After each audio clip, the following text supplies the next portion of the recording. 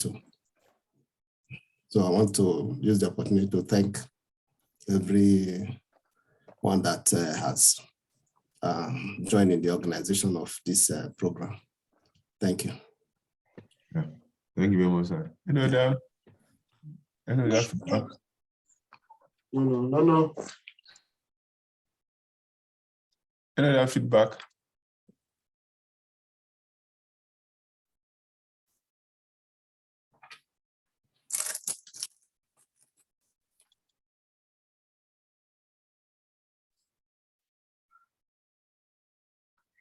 Okay. Any other feedback? I think Mr. Ashe want to talk. Yes, sir. Good afternoon, everybody. Okay. The training has been really encouraging. Sincerely, it has really helped me to even want to further ahead in my knowledge for SQL and to know how this works. And sincerely, the training brought some things in me I never knew I had, and some potentials that I never knew I had. And I just want to be grateful to everybody for this opportunity. It's been great. It's been really encouraging. Thank you very much to all the organizers. God bless you, Rick. Yeah. Okay. Well, we're just waiting for some people are still joining in. Thank you so much for all the feedback. And before we start, we want to reiterate again that we're not just doing this boot camp just to fill in the space for CRE to our program, all of that. It's part of to add to upskill ourselves in a changing world. And one of the things we want to do differently, people depend like certification, but fantastic, all of that. We want to do something different in this script, that whatever you learn, look for a problem, solve it. I wanted to share one document today, but I can't find it. There was a challenge in NHS, and I think someone just went there and meet NHS that he had this skill and he volunteered with them. I think it's also in data area. And, NHS have a lot of data stuff, and the guy solved it. And then the guy will have been employed by now. So I want that everything we're learning, and we should not take advantage that this training is free of charge. Whatever we learn, we may not be able to cover all. Whatever we learn should springboard to another level of learning or self-learning. And please, let's engage industries. Before the end of this event, Data Lab is coming because we normally talk actually in the city. So they will come on of this to observe what we're doing. We don't know the end of this. I'm not saying this session, this Data Bootcamp will not come to an end, but we don't know the end, what will come out from this bootcamp. We just pray that God will order our steps and our labors for our instructor, even from the church, who allow us to have creed, will not be in vain in Jesus' name. So for people coming for the first time, this is Creed. This is an employment platform of the church that look at employment in terms of empowerment in terms of idea incubation, in terms of direct development. We also discuss things around employment opportunities, also entrepreneurship and academic excellence. So not to waste our time, we want to bring our instructor, Mr. Olakunle Pulati. Thank you very much for your selfless and the time. I must say last week, because of this training, he was not able to be with his family, so he had to sacrifice this for us. Thank you so much, sir. Over to you, sir. Thank you, everyone. Thank you for the support, and thanks so far. I'm being encouraged by what I'm seeing, and first and foremost, I want to thank God for this opportunity, and thank Rochelle, Pastor Ajide, and every other person that brought this together. Okay, I don't want to really talk much, but I want to talk about something that just came to my mind while Roshi was talking.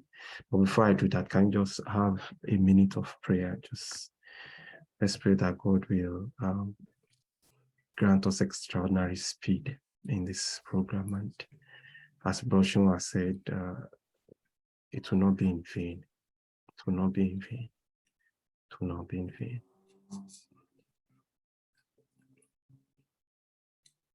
Thank you, Jesus. Amen. Okay. Yeah. One of the things that happened to me when I got to Aberdeen some months ago, one of the recruiters called me. He said, "I live in Aberdeen." I said, "Yes." He said, "There is a role that is in the name of the company is I think Ocean and Oil or something. It's close to the airport." He said that the role they want to take somebody that will work for them for the first 12 months as a contract staff, and after 12 months, the person will be made a permanent staff. I said, it's about risk management. I said, I don't have any experience of risk management. I'm not interested. He said, no, it's not risk management. They can teach me the aspect of risk management. They've seen my CV and they know that from my CV, I have an experience of SQL. They just need someone that can write basic SQL. And I said, because I've had a couple of interviews, and after we get to the middle, they will now start bringing flimsy excuses that, okay, this is the reason why we could not continue. So whenever I see them coming with something that I'm not sure I can do, I'll tell them, no, I'm not going to start this interview, because it's heartbreaking starting interview and in the middle, they just tell you to go.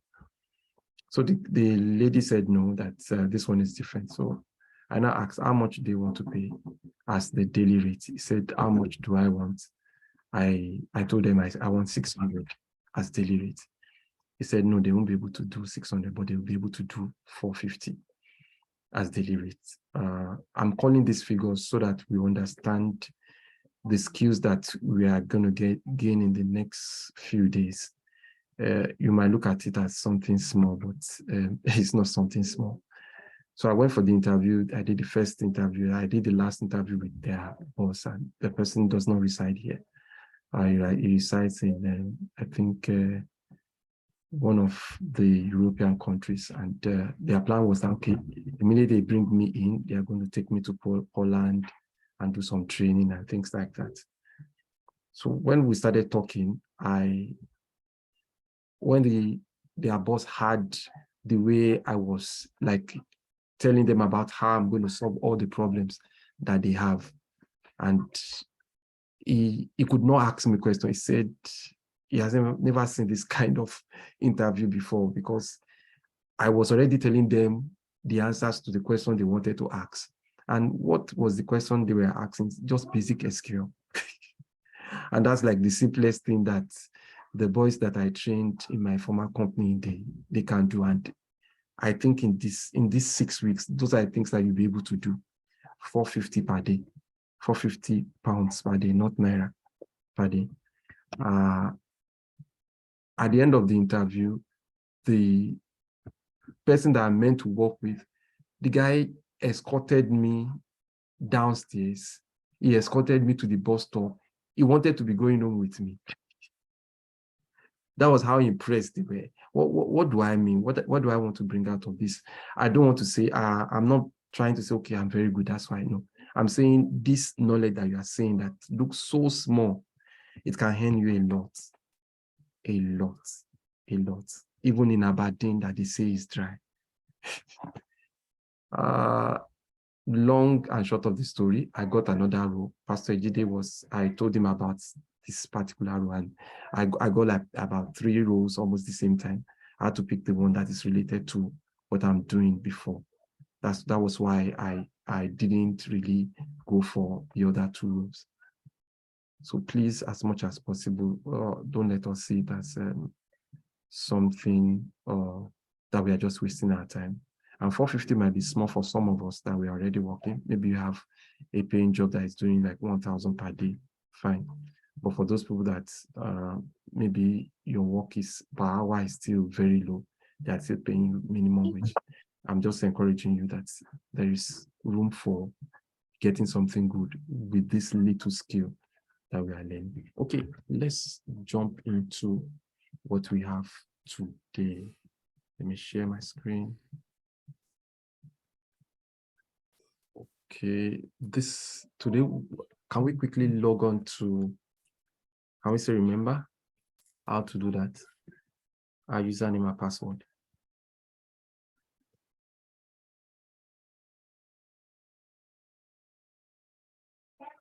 Okay, I need our mics to be on so that I know whether I should go on, I should slow down. Yeah, I wanted to ask some questions before. Okay, please don't let it be long because of time. Okay. Yeah. Or is it when we have finished? Because it's related to one or two questions I asked myself and I was not able to solve it using one of the tables. Okay. Yeah, quickly go ahead. Okay, I viewed a table called country. Okay. And I tried to, I questioned myself that select a country whose region is higher, is higher than or equal to 1. Okay. Because I saw the regions there, some are 1, some are above 1, maybe 2. So I tried to use an expression, but it's not giving me answer. Okay, so let's quickly solve the problem you talked about. Okay, let's look at country. Yeah. Okay. I'm missing out something. Select. Select or, oh, select is wrong. Yeah. So you are looking for the one that the ID is greater than 1, am I right? Greater than 1, yes. Where region Greater than or equal to 1. Equal 1. Okay. So let's try it. I think I can get what the problem is. Maybe you didn't put your where clause very well, or you put the 1 inside inverted comma. That it brought out what you are expecting, am I right? No, what I expect is that it should give 1 minimum, then 2 can appear there. Equals to 1. Less than, sorry, higher Okay. than or equal to 1, but 1 should be the minimum. Yes. Greater than or equals to 1. Yes, greater than or equal to 1. This greater than. Okay. Yeah. Okay. So probably maybe you put the greater than after. Okay. Equal to. Yeah. I think I did not use where. Oh, you didn't use where? Okay. That's one of the things that we are going to talk about again today. So this morning we are going to be afternoon. We are going to start with what they call concatenation operator. So what does concatenation operator means? Concatenation.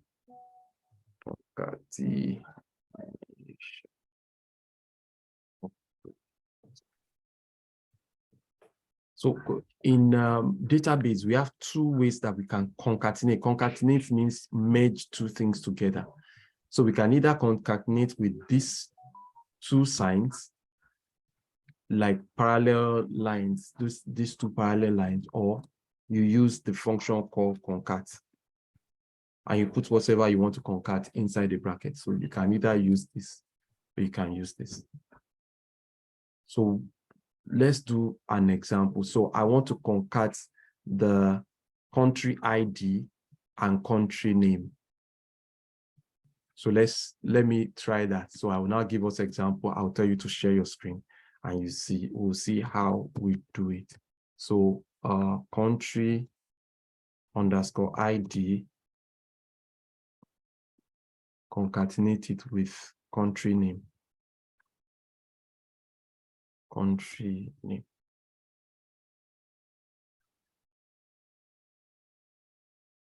Okay. So that's what we have done successfully, but it doesn't look okay. So I want the country ID space, the country name. So how do I go about it? When, if I want to put space, that means I need something to put the space. So what will come to my mind is, let me space this place. Maybe, remember what I told you in the first class, no matter what the space that's inside the SQL, it doesn't make it to have space in the output. So let's see whether this will work. It will not work, but I just want to see that. That's what common sense will tell us. Okay, if I had more space to this, maybe it will work, but it's not working. So how do I apply the space? So I need to put in another concatenation sign, and in between the concatenation sign, I use my inverted commas to put space. So this inverted commas is the one that's going to make the space to come here. But I need to concat this one. I'm concatenating three things now. One, the ID. Two, the space. And three, the country name. So when I run this, I can actually have my space. Okay, so I want to go a step further. I want to write country ID of this, of country CA is the country ID for Canada. So how do I put it there? I want to add is the country ID for Canada. For Canada. Okay, let me type it for CA. So CA is the ID. So by leaving this one here, I can get CA. Canada is the country name. By leaving this one here, I can get. So what do I want to add is this one in between that I want to add. They call it literals, literal values. So how do you add literal values into an SQL statement? Literal values are like values that don't really exist within the database, but you want to add it. You want to use it as a statement when you are typing out your SQL. So all what I need to do is you write out what you want to do, your output. So the best way to solve any SQL problem, the best way I solve SQL problems is if I can understand the outputs. I've done some very, very, very, very mind-blowing things with SQL. Or what I usually do is I work from the answer back to my from the result back to the question. So all what I need you to show me is, okay, you want it to be like this. If I can write it out, all what I need to do is, okay, I look at all the different things that you want. I look at how it comes from the database. The one that doesn't come from the database, I look at how do I fit it into database. That's what I just did now. So I want the problem statement is that I want a statement like this for each of the country. So I want Canada is the country ID for, CA is the country ID for Canada. So I know Canada, I can get it through the country name in the database. I know CA, I can get it through the country ID. The only one that I can't get from the database is this one. So how do I put it in? I can put it in as a literal. So I just bring this one in as a literal and I concatenate it. Let me run my query and see whether it's going to give me what I want. Yes, close to it. But you can see CA is matching with S. Here, I can just put a space. Why? Because it's not part of this. And remember, we could put a space with our inverted comma. So I can just put a space here. The space is already after 4. That's why 4 is not merging up with Canada. So if I run it again, I can do. So successfully, I've done something, but there's still something wrong. the header. So I can change the header. Can we remember we changed the header last week? Who can remember? If I want to change the header to description, this header, I don't want it to be this. I want description to be up here. What do I do? Who can remember? Please, can we put on our mics? Hello. Let's put on our mics. Can you hear me? Yes, we can hear you, sir. Yeah, okay. Yes. Okay. Who can remember? I don't think we did anything like that. Yes. We did.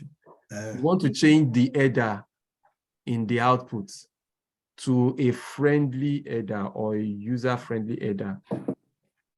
You can use alias. As Thank you, sir. As I quickly look at my notes now. as description. As Please, let's read that note. I quickly look at my notes. So when we run it, it will not bring that one out. Okay, I made a mistake. Okay. Oh, I made a mistake. It will be outside here. So because I put it in between, he's seeing it as part of the statement, but I want to use it outside. So it's going to be like this. Let's run it now. Yeah. So description. This I missed the description. So let's do our first class work. So I want a statement that shows something like this. The department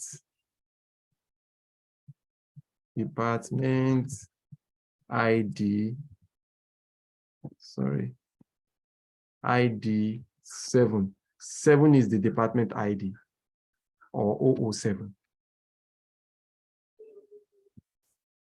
is sales department.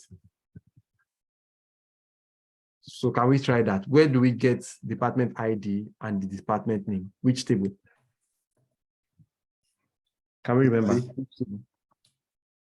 Which table do we get department details?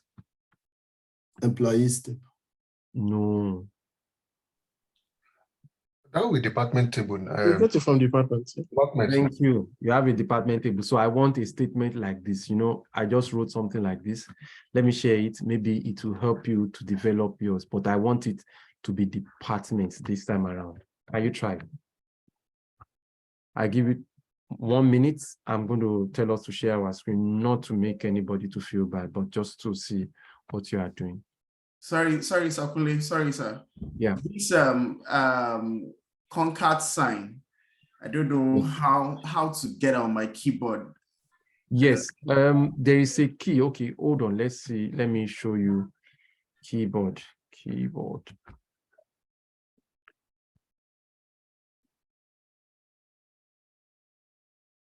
So concat sign is usually with this guy. So you press your shift. Okay. So shift, this guy, that's concat sign. Can you see when I press shift, this guy comes up? Okay. Thank you. You've seen it now? Yes, sir. Yeah, so it's going to be 2. Yeah. Okay, so can we give it a shot?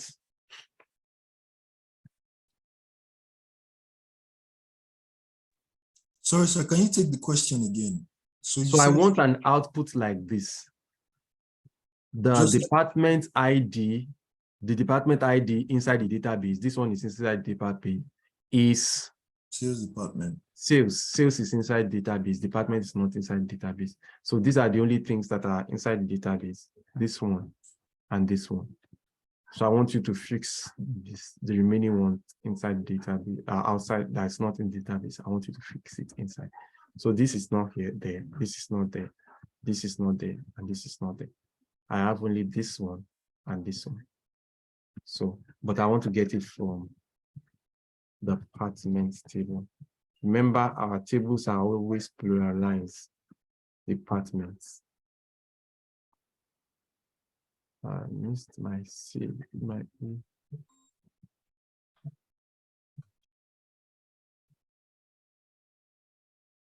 So this is my department table. So I think from here you should be able to pick it up. Okay, who is done? Who can share his or her screen? Show me what you've done. Let's see, so that we can move to the next thing quickly.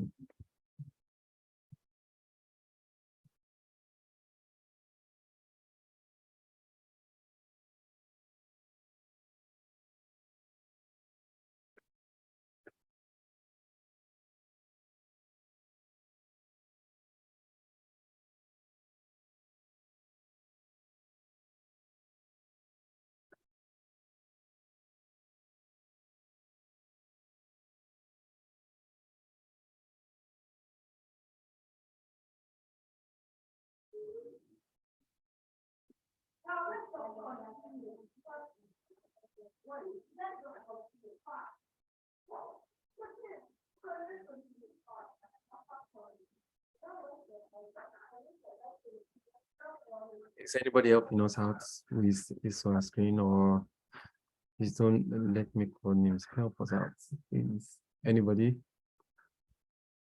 If you are making mistake, that's what I want to see. I want to see the mistakes you are making so I can help the whole class. Okay, this is what you didn't do, this is what you should have done, things like that. Okay, I can share my screen if you don't mind. I will just expose myself. Oh, sorry, bro. See, congratulations. When are we going to chop rice? I've exposed you. So I'll go ahead and share my screen if you don't mind. Okay. Yeah, I missed last week, but I was able to do a catch up over today. Yeah. So I think I just started. 1 second. Yeah, so I put select from department, select department ID is from concat department name as description from. I think this was an error here. Okay. Oh. Like this, the department is equal or greater than or equal to 07, yeah. And when I run it, it says missing expression. Yes, missing expression. There is no table name. These are two different SQL statements. The one on top is separate from the one below. Okay. Yeah. So you take the first line off. You can just cut it, or you highlight the second one. Only the second one. Okay. Yeah. There's a mistake there, but I want you to run it. See, read the mistake. What is written there? From keyword not found. Yes. So from keyword and table name is missing. Not there. It's usually before where. Before where clause. Your from is usually before your where. Your from is usually before your where. In between your where and your table name. Okay. So I put select from department ID. That is from. What are you selecting from? What you are selecting from before your from. You get. Okay, I need to select the ID now. Yeah. So that from will come later. Department ID, yeah. Yeah. Something like this, yeah. So select from. No. Your from will come later. Oh, okay. Yeah. Your from will be before your where clause. Yeah, so I put the from here. No. Okay, I'll take it out. Yeah. So here I have department ID. Okay. Yeah, that would be where your from is. Okay. Okay. Yeah. So from what table name now? Department. Yeah. Here. No. Immediately after the from. Okay, I get you now. Departments. Okay. So let's still leave the where clause. Remove the where clause first. Yeah. No, just remove. Let that before where. Let it just go down first. Everything after where. After where? Okay. After where. Just before where, sorry. Before where. Okay, for where? Okay. Yeah. Okay. I like these two first. Let's see the output. Yeah. I want to show you how to build the query. Just build the bit by bit. You don't need to write everything at once. Okay. Let's see the output of that one first. Okay. So there is a mistake somewhere. It's telling you, you did not select. It's looking for select. Oh, so it's going to be, yeah. So it's going to be from department to select. The 3 lines. Yeah, a second. Yeah. Correct. Okay. You are still missing something. So select this one. Okay, department ID, you have written it twice. You have to take one off. Okay. Yeah. I just take this one off. Yeah. But it can be on the same line, I guess, right? Yeah, everything can be on the same line, yes. So it's easier to follow. Yeah. Okay, so select department ID. That is from department name from department. It should be correct now. Department ID, no S, department ID. Okay. Yeah. Okay. Yeah. We could go now. So is the object as a department? Yes. Okay. So you are getting close to the solution. Okay. That's why I like building it bit by bit. Start from the smallest, do select all from the table first. Now try to do the columns that you want first. Get the columns out. Now start fixing it until you get to where you are going. This is not what I said, but you are close to it.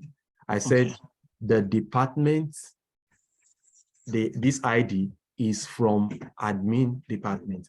So how do you put the department in front? I think it's from administration, admin department, yeah? Yes. So you change this. No, this one is fine. We are getting closer to it. Okay. So I want you to look at it this way. Look at the output that you have. What I want to add to this output, I want to add department to the back.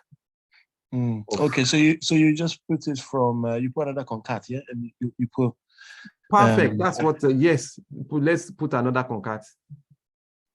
Okay. Yeah. So another concat, then we put invest quotation, and I'll say department. Yeah. Good. Okay. Yeah. There we go. Something is wrong. Yeah. No, let's run it. I want you to run it. We are close to it. We are very close to it. Oh, I think it's right.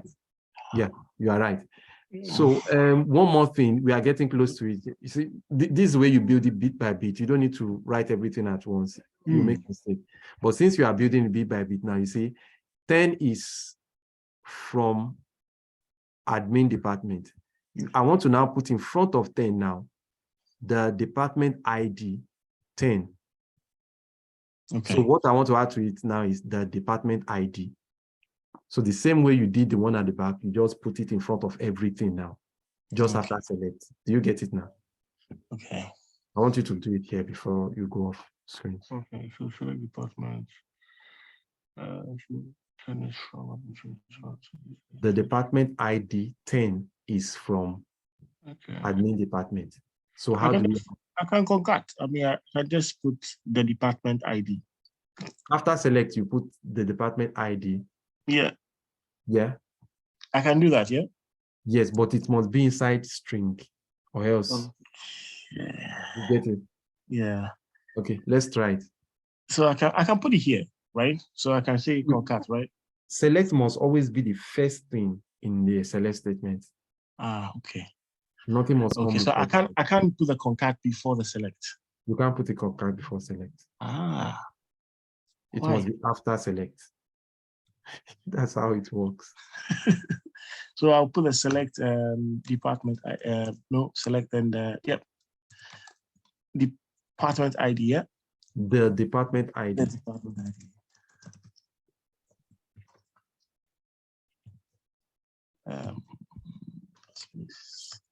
Okay, you have made a mistake, but I won't tell you. I want you to run it. Run it. Should I put Don't worry, run it. I want you to let's learn from it. okay. Forgot underscore. Yeah. So what did you add that you are not meant to add?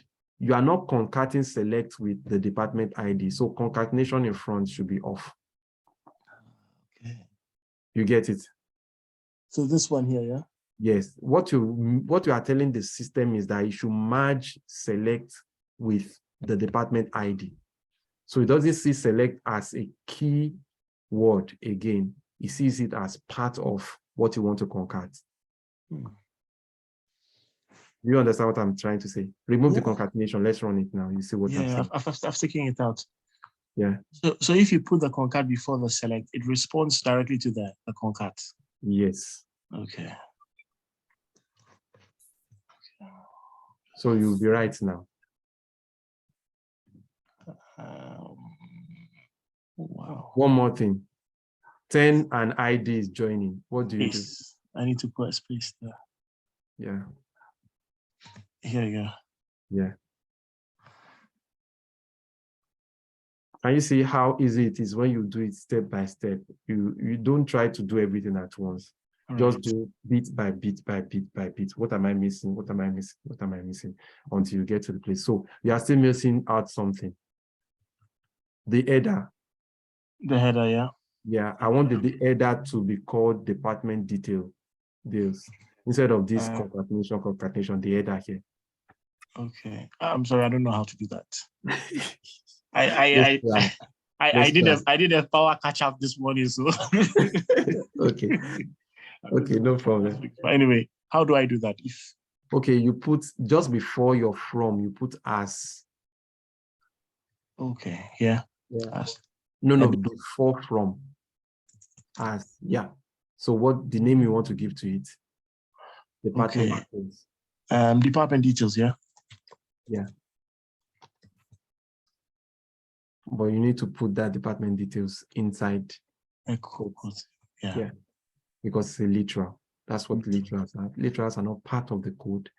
They are just you just want to use it to you want to use it as part of it, but it's not in the database. Okay. Okay, let's run. Let's see whether the header is going to change now. No. Okay, let's see. What did you add that is different? Okay, you have put a space in between department ID, so it's going to be double quotes. Yeah. Yeah.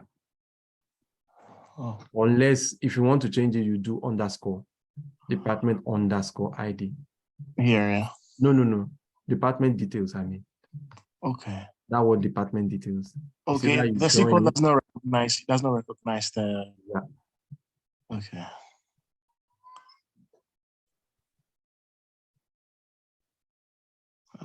You're still complaining. Let's see what the mistake is. Hold on.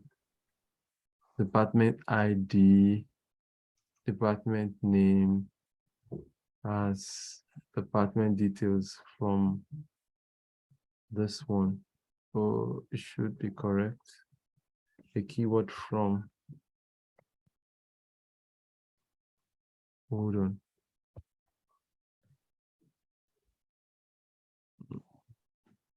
Please, can you merge everything? Let it be a single line.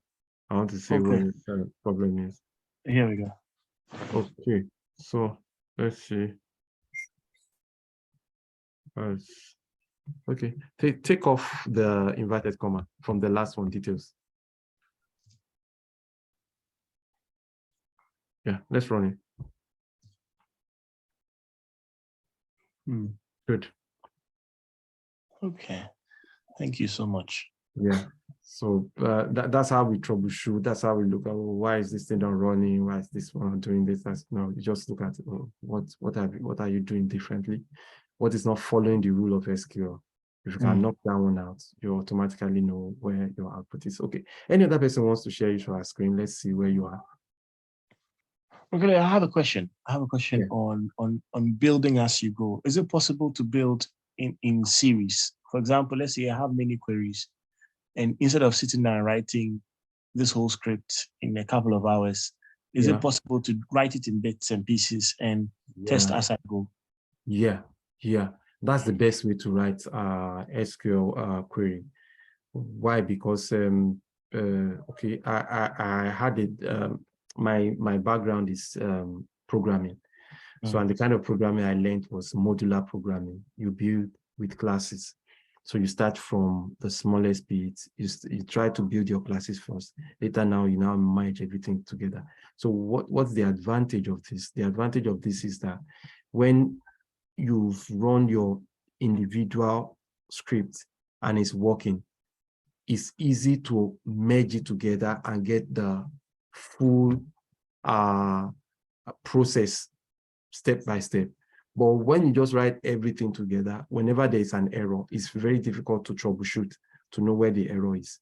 So many times when I'm writing a query, sometimes they will tell me, oh, this particular work, in next 2 weeks, can you give me the output? That's what my bosses will tell me before I go to the team. They will tell them, can you get us this query in next 2 weeks? And it will be difficult. 2 weeks, they might not be able to meet up. But the first job they gave to me, they gave me 2 weeks. I finished it in less than 6 hours. How? Because I build my queries in modules. I build this one separately, build this one separately, build everything separately. So I'll now bring everything together and merge it to become one. And by the time I'm running it, it's very rare you are going to see mistake there. Why? Because you have built it and you have tested it individually before you merge it together. That's the approach I'm trying to teach you also, that, okay, let's start from the smallest. Let's start building it. When we say, okay, in the smallest place, you are not making a mistake. What is missing? What is your expectation compared to where you are now? With that, you can be able to, let me add this one. Okay, I've gotten departments there. Okay, I've missed department ID is something. How do I get that one there? You get it there. By the time you are building it piece by piece, by the time you finish it, there won't be error.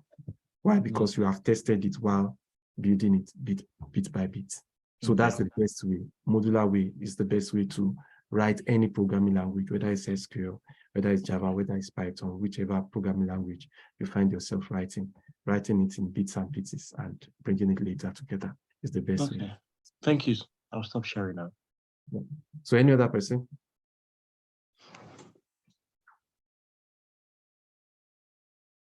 Okay, so we can go on since we are fine. Is there any mistake? Were you able to achieve the tasks? I want us to share our screen. Please don't be shy that you did not get it right. That's why I took my time to spend time with him to be able to take all of us through that. Okay, when you make this mistake, what do you look out for? When you make this mistake, what do you look out for? I want to see if you have a different mistake also. Let's see how we can go about it. That's why I take my time that we go through everything step by step. Is there any other person? Sorry, sir. I think I'm still trying to understand the statements, the whole, what I want to achieve, and then to know how to write it. So the whole thing is just okay. So let me share my screen. I will tell you to share your screen immediately after you share my screen. I share my screen. Okay. So this is what we want to achieve. We want to achieve it. Print out something like this. Can you see my screen? So it's going to have something like department ID. The ID itself is the ID name, and after it, department.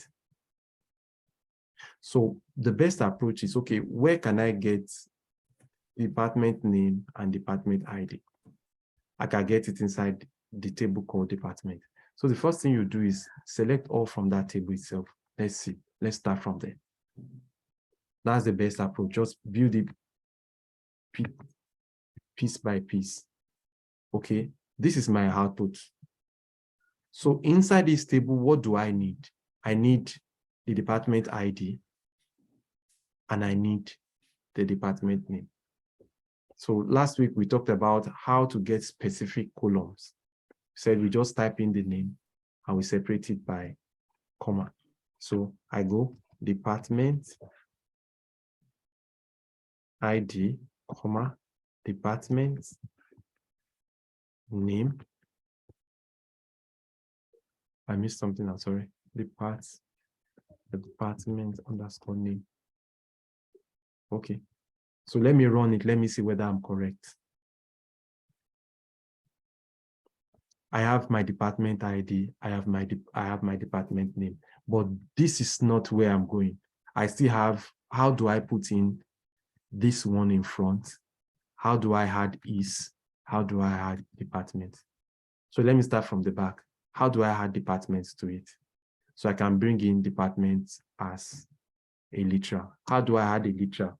I can concatenate. I use my concatenation sign and I use this one, inverted comma. I bring in departments. So let's see the query. Let's see how the query will look like. Okay. See, I'm merging admin and department together. So what do? I put a space. Let me run it again. Don't be in a hurry to get to the solution. Just be doing bit by bit. So I have this part of it, what I'm looking for. I have this, and I'm looking for how to put is. I'm looking for how to put this one. So how do I put is? Is will be in between this one and this one, because this is department ID and this one. Do you get it? So it will be somewhere here. So how do I add is to it? I put my concatenation sign again. I put my is inside my inverted comma. If I run it this way, it's going to raise an error. Let me try to run it, because I did not concatenate it with this one. So let's see what will happen. Yeah. Saying from keywords. So he's saying all these things, he's saying it as a column name. And since it's not a column name, it's raising an error that from keyword is wrong. So what I need to do is just to put another concatenation here. I'm still making a mistake, but at least it's going to give me an output. Let's see how it's going to come out. See, it's merging everything together. Why? Is. So what do I need to do to the is? I put space in front. I've put space at the back. Let's see. Let me run it again.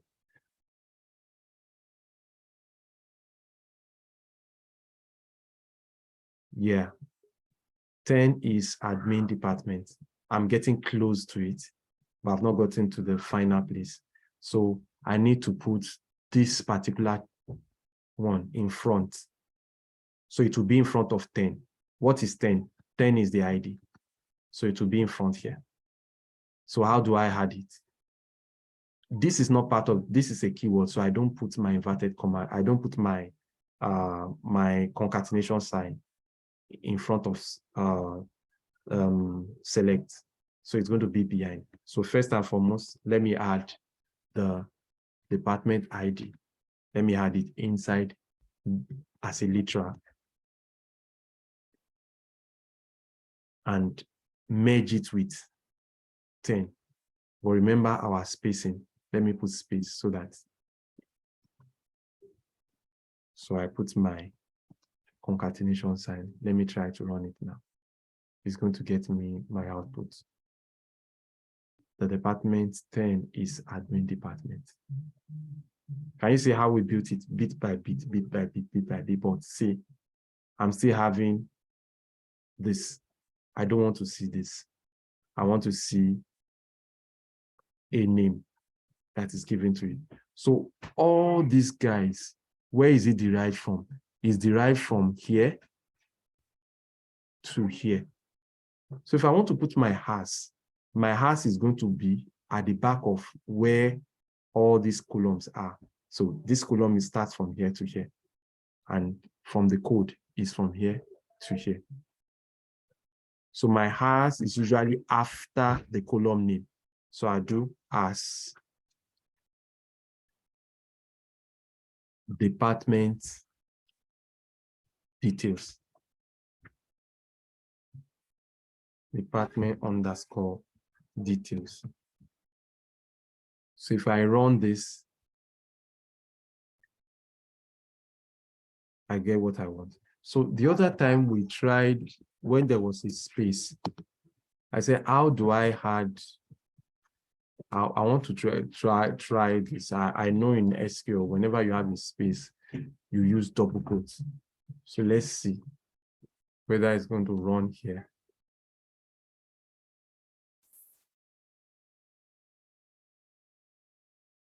Yeah, it's working. So whenever there is a space, you don't use single quotes. You use double. Why? Because there is a space here in between. So let me change it back to single so that we can see that that was what Brown series did, putting a single inverted column. So that's why it's raising this error. Why? Because it has seen a space and it doesn't understand why a single word should be having space. Because what you are saying is single line, this one means that what is inside is a single statement. It's a single word that doesn't have space in between. But whenever there is a space in between, you can't use single again. You have to go for double.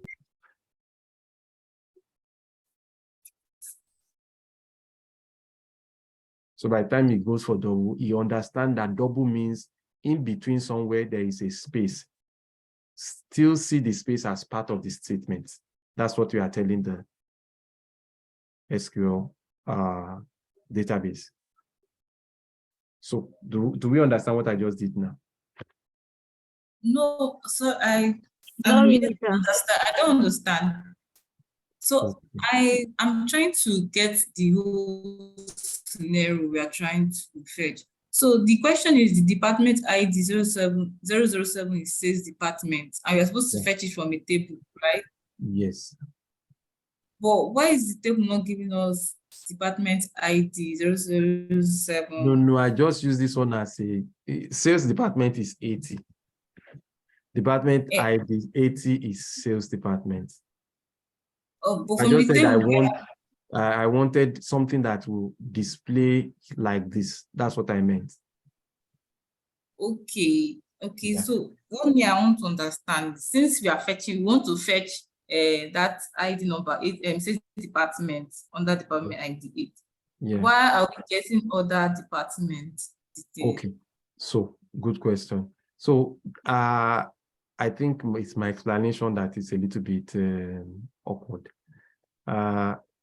When we say what I meant was that I want it to display the whole table like this.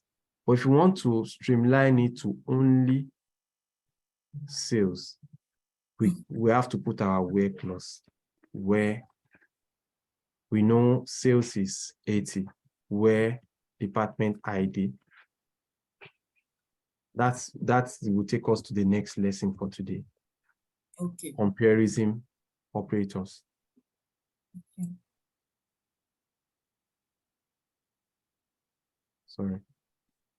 So if I run it, it's going to give me only. Okay. Does it make sense now? Yeah, it does. Okay. I think this is your first time in this class. No. Okay. I've not been saying your name. Maybe you're using another name. Okay. Any other person, any other issue anywhere? If you don't understand, please let me know. Sorry, I don't understand. Okay. Can you share your screen? What are you doing? Let me see what you are doing so that I at least we can pick up from where you stopped. Okay. Maybe that will help.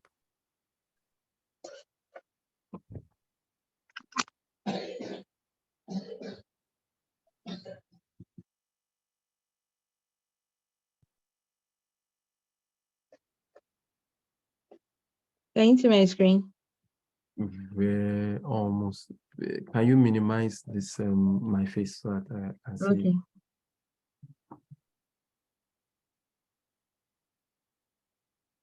Yes. Okay. So initially, even to select, I can't seem to. It's not running. Okay. Undo what you just did now. Control Z. I'm Which using one's the it? tab, so it's It won't work. Oh, okay.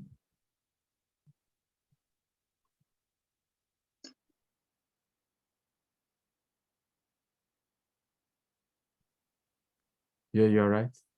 From departments. S. Yeah. Okay.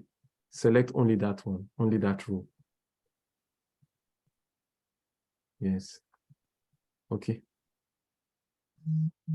Oh, okay. You didn't. Okay. nice. It's running now. Okay. Okay. I think that's why I was having the challenge initially because it wasn't even working. So nothing was working. I was not wondering. Oh, okay. Okay. Okay. So let's run the second line of code, as in from the third line downwards up to departments. Let's see what we'll have. So that's from here. Yeah, from the third line. Yeah. Yeah. Down to no. Oh, no. Not before where. Stop before where. Yeah.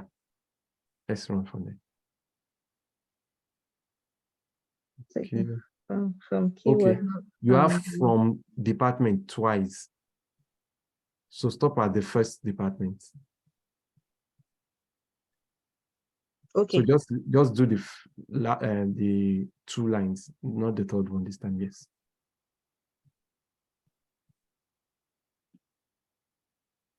Okay. So where is the error? Class, can we troubleshoot it? Let me keep quiet. Let's see. Is there anybody that can pick the error?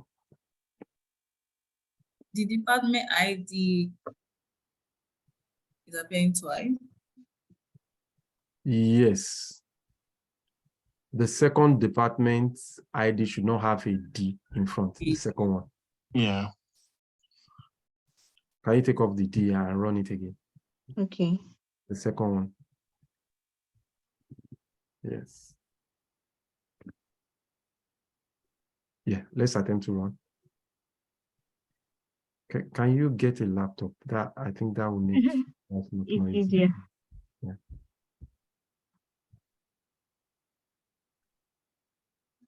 Invalid Yeah. character. Invalid character. Who can help us locate where the invalid character is?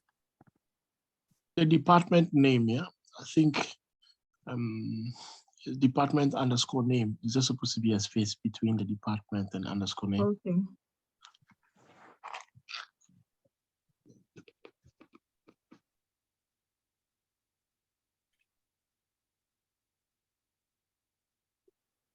Okay.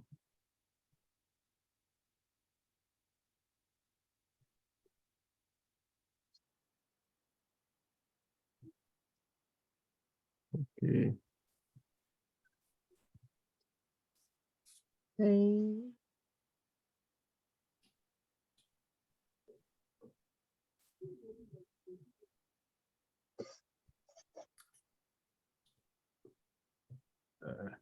didn't know. Right.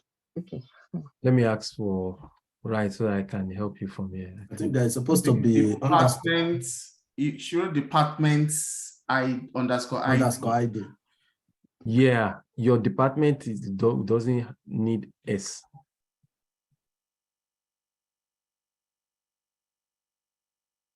Department, yes.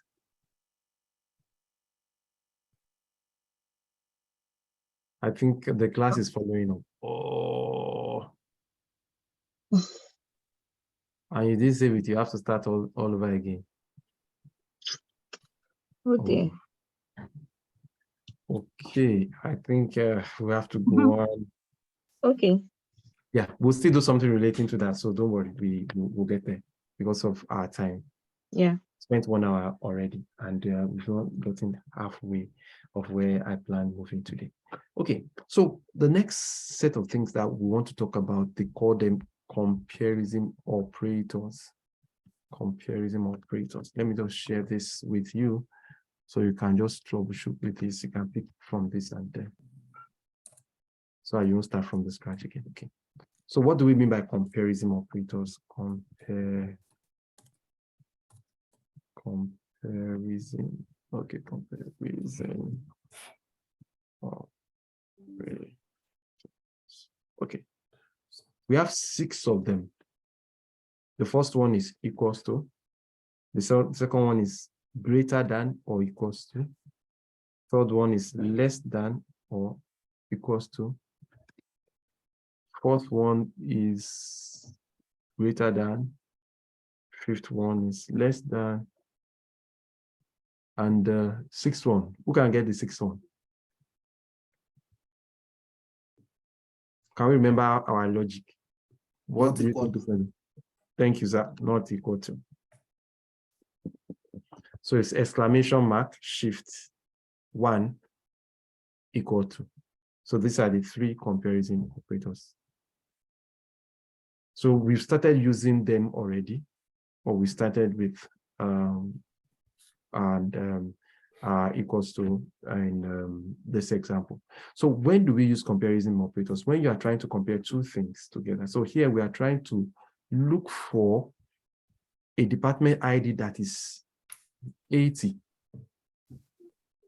That's when we made use of equal to. So for example, if we are using this same query and you want, I've shared the query with us, and you want the department ID that is more than, I intentionally used my words, more than 20, but not up to, not up to 90. Who can help us using our comparison operators?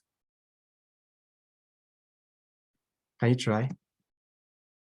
You want the department ID, you want all department IDs, details. Select all from departments,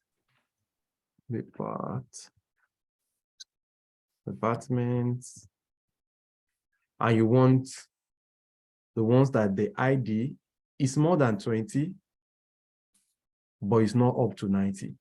Who can try? Sorry, please. I wasn't on the last class last Saturday, so I don't know if you explained this equals to, less than, greater than, equals to. No, this is the What first does time I'm doing it. Okay, so what does it simply mean? Okay. How? So when you say 2 plus 3, what will you say is equal to? 2 plus 3, 5. Yeah, 5. Do you get what equals to is used for now? Equals to is used to compare something that is the same. So the other time we said we want the ID that is 80. So it gave us the details of the ID that is 80. So even from our output, we can see that sales is 80. Okay. So another thing that we can do is if we want to check if the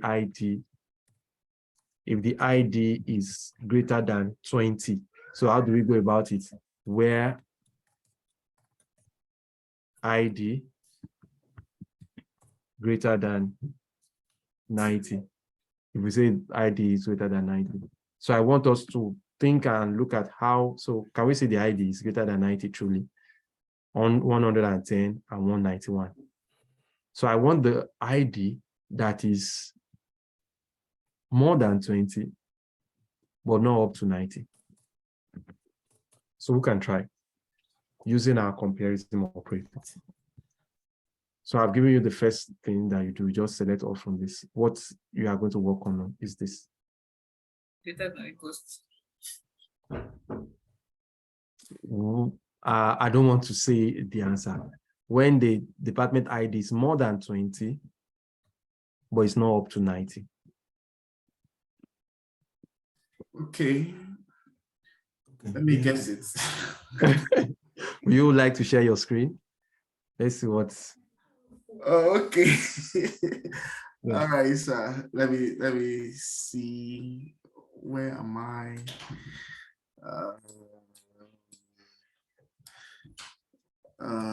What am I doing? What is screen sharing? Okay. All right. Can you see my screen now, sir? Not yet. Oh, okay. Yes, I can see your screen. Okay. So let me see. Select star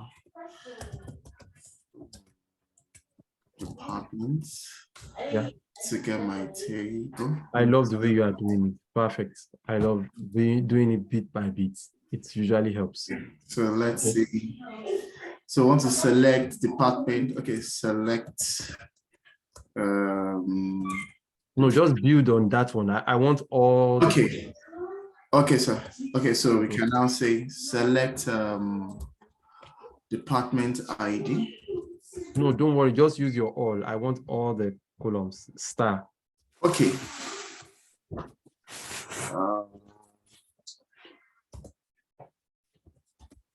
Yeah.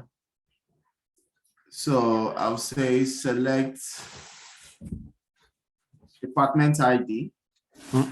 Select all the columns from department. You have done that successfully.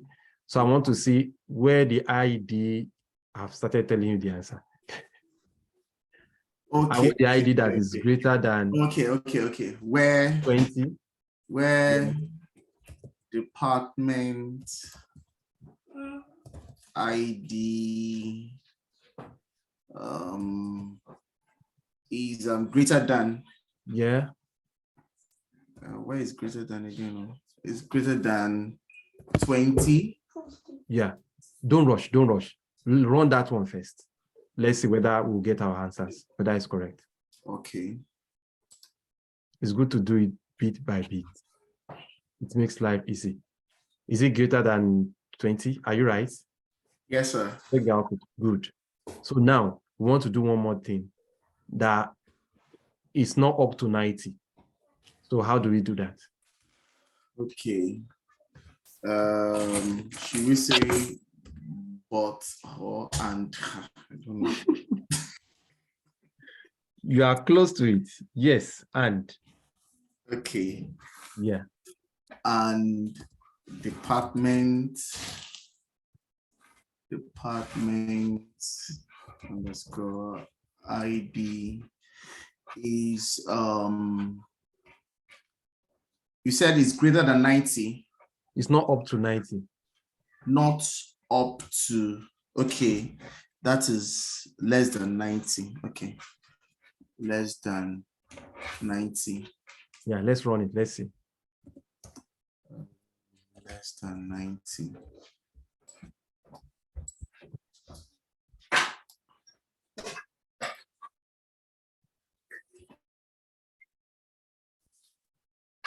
Okay. Okay. You So missed something. this is what we have. Yes. You missed something.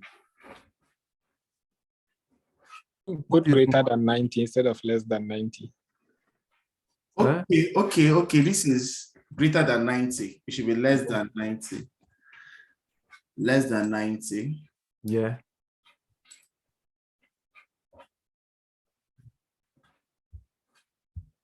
Good. Okay. So what we just did, if you want to change it in English language, what will you say? From this where, from 20 to 90, what will you say? How do you reconstruct that English? Forget SQL. Between 20, no. I love what you just said. Yes.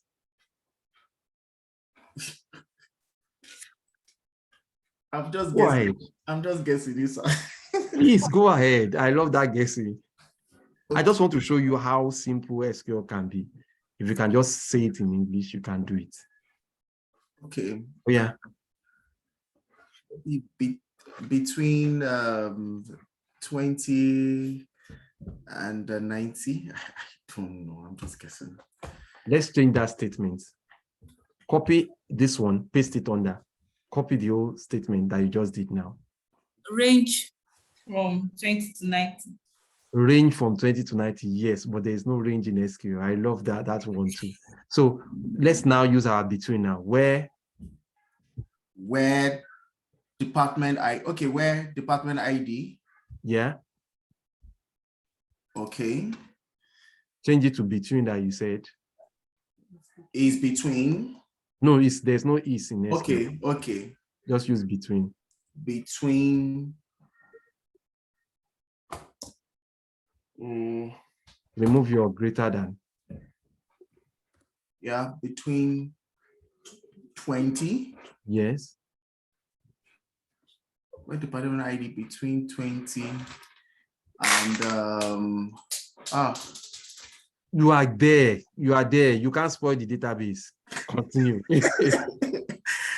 department ID. Yes.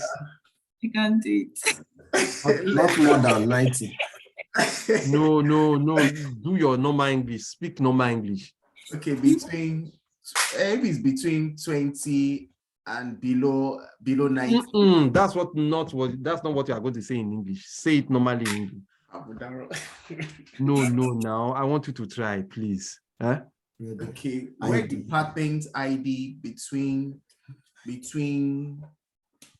where department ID? Just say English. Just speak it in English. Don't forget about SQL. Anybody wants to help? Okay, Thank you very much. Somebody has helped you out. It's between 20 and 90. Oh, okay. It's just that's simple English. Just say it normally. Between Yeah, 20 can you remove? Yeah. Okay. Take off department ID the second time. Between 20 and 90. Yes. Run it. Let's see whether it's going to work. Between 20 and 90. It's a little bit wrong, but it's giving you an output. Okay. So what's the difference between this one and the first one we ran? The first one we ran is including 20 and 90. Is including 20 and 90. The second one. The first one does not. Okay. So if you want to use, you don't want 20 there. You just increase 20 maybe by 1. Let's change 20 to 21. 21. Okay. And you reduce 90 by 1. To 89. Okay. If you don't want 90 to show, you don't want 20 to show. Okay. Let's see, we are going to get exactly the same output. Okay. Is it making sense? Okay. Yes, sir. Okay, so here now we have done the next 3 topics. The first one, comparison. You use your greater than, less than or equals to, greater than or equals to, and we've seen the difference. The second one, you use logical statement. Statement between, and, or, and one more we are going to do in and like. Okay. We're going to talk about those ones. Can I stop sharing now, sir? Yeah? I can stop sharing now. Thank you. Yeah, you can stop sharing now. I put you on no spot. Don't mind me. But is this whole thing, is it making sense the way we are doing it? Is there anybody that has any issue with what we have just done? We are going to do 2 more examples and before we go on. Please speak out if you are not understanding it. I can go over it again. Anybody? Oluwatosin. Has she gone away from her system? Oluwatosin, are you there?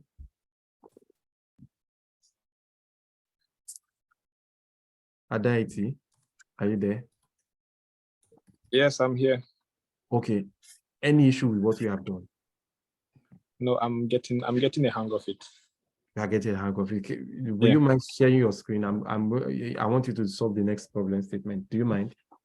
I'm using a tablet as well, so I've not been able to do it, but I'm understanding how to do the program. I will run it better on the computer. Okay. Yeah. Yeah. What about Favor? Yeah, I'm also getting it. You're getting Ashbel. Did I call your name? Yes, you did. Okay. Ashbel. Okay. Are you getting a hold of it? Is it? Yes, I am. Okay. I am. Okay. Who else? Mr. Benjamin?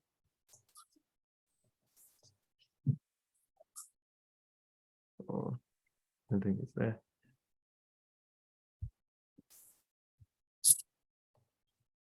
I was just trying to, I've been struggling to catch up since I missed the second class. So it has not been easy for me, so I'm just trying to. No problem. After the class, would you like to stay behind a little?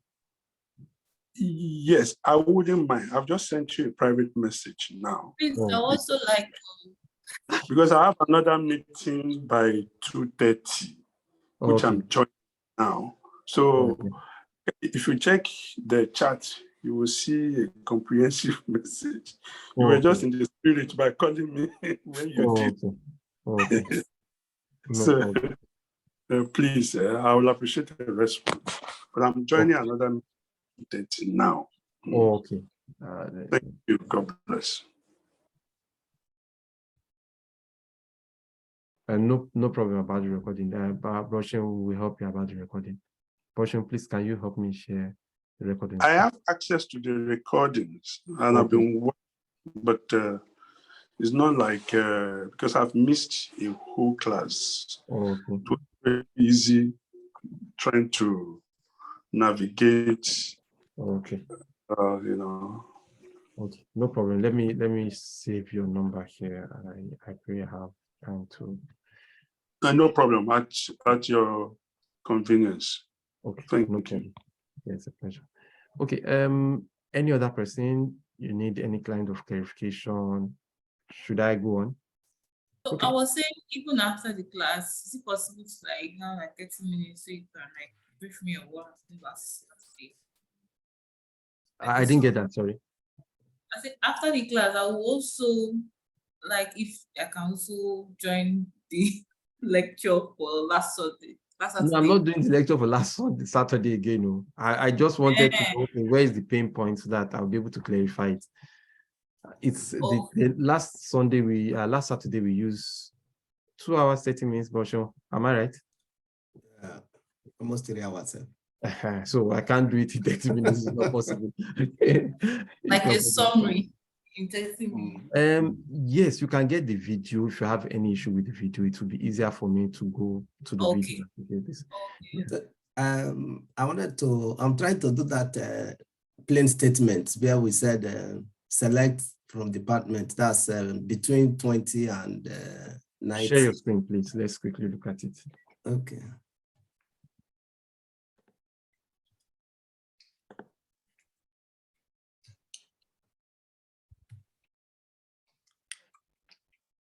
Is it shared? Yes.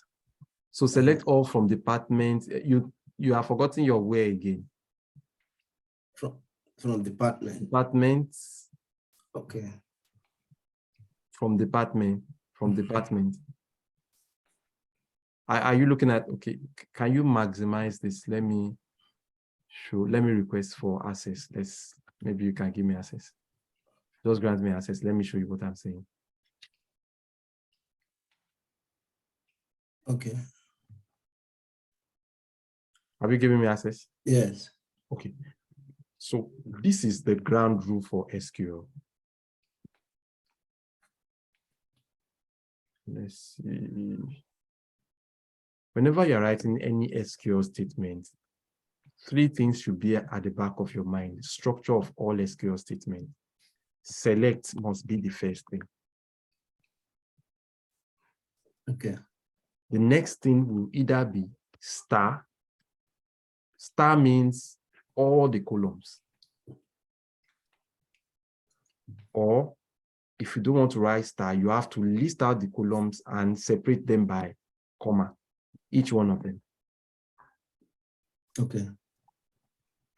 And the next thing after your column name is from. And the next thing after it will be the table name. Nothing must come in between this one. Every other thing that you want to write will come after. So you want to put a where will not go inside here, where will be after the table name. Okay. So I want that one to be on our mind all the time. When you are writing an SQL statement, you write your select, you write your column name or column names, or star if you are getting all the columns. Where are you getting it from? From the name of the table. So if you now want to say, okay, I don't want all the records, I want only specific records, it will now be after the table name. For example, if the table is department, you now have your where do you want to pick from? Is it everything? If it's everything, you don't need your where clause. But if you are picking only department ID that ends with department ID that is 80, that is 90, that's when you now come where department ID equal to, greater than, less than any of those comparison operator. You now put the value that you are comparing it with. So all the time, this is the syntax for all SQL. So this is the building block for SQL. Select column name from the name of the table. Your SQL statement, nothing must come in between all this statement, nothing. Okay. I think you are still touching your mouse. Okay, let me, okay. Yeah, so nothing must come in between these three, 4, 1, 2, 3, 4. Nothing must come in between it. So what you did here now is select all from department ID. So you are not getting anything from department ID. Department ID is not a table name. Department ID is a column name. So column names will be here. Okay. So all the time, let that one be the structure. So if you can see the first one is correct, select all from Departments. See, that will give you your output. So if you now want to put a where clause, the where clause will now come after department. Where? So where do you want? You look at the output. Okay, I want where department name is called marketing. So you now put the column name must be spelled exactly the same way. You can copy. If you know it might be difficult for you to type it correctly. Where department name equals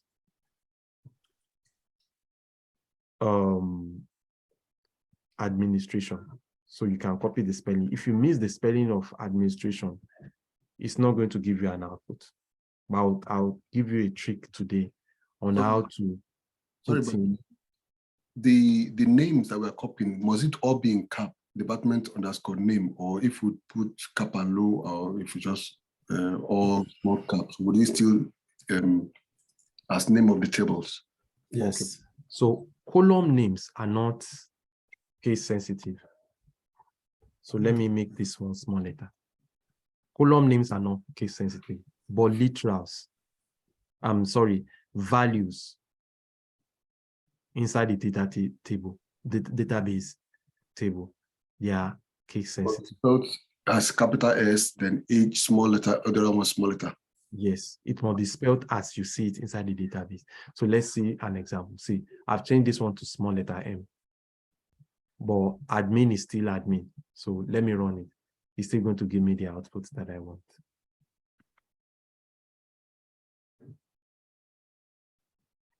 Yeah. But let me change admin to small letters. Capital A, I change it to small letter A. It will tell me the value does not exist, but there's nothing like that. No data found. But admin is there. Okay, thank you. Yeah, but admin is capital letter. So it must, the values inside the database must be written the way it is in the database. And if somebody puts the data inside the database as all caps, it must be all caps. It must be all caps.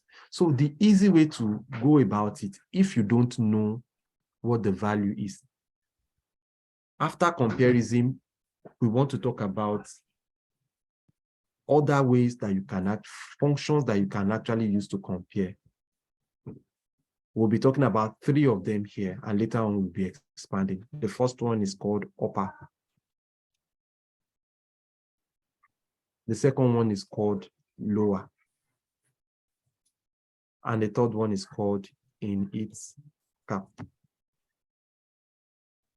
So in English language, when they tell you to write something in uppercase, you write something like this. Am I right? Yep. Yes, sir. If they tell you to write something in small letters, you write something like this. Am I right? Mm-hmm. If they tell you to write something in neat cap, it means it will start from capital letter and others will be small letter.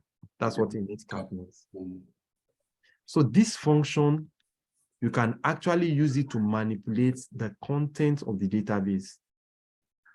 So for example, the reason why we can run select all from departments here is because we have a small table. So I can just glance through and see, oh, admin is spelled this one. But imagine you have a billion records, which I have worked with severally, that you don't know how something is written, but you know it's written in a way that is close to a particular way. How do you go about it? That's when you make use of these functions. So I don't know how admin is written, but I'm saying that if admin, the value that is inside admin, if I change it to capital letter, that's what you are telling the database when you use upper. If I change it to capital letter, it will look like this. Admin.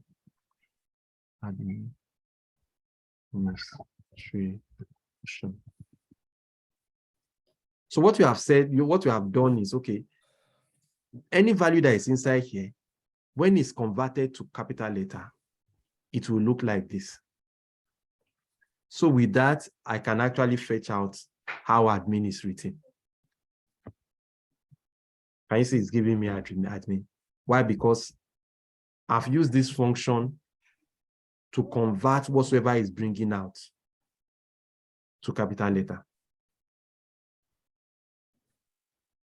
So by doing this one, you don't need to know how the spelling is. But it's not showing capital letter now. Yes, I didn't change it to capital letters. I just fetched it out, but I stated it as capital letter here. Okay. So if I want it to come out as capital letter, it will not be in the where clause. It's going to be in the part of the statement.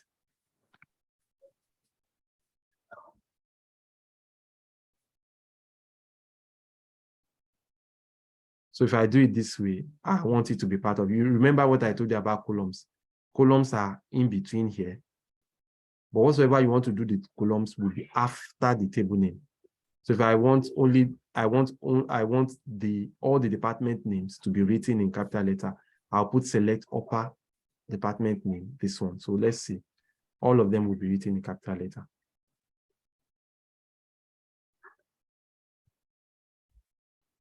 I manipulated it using this function.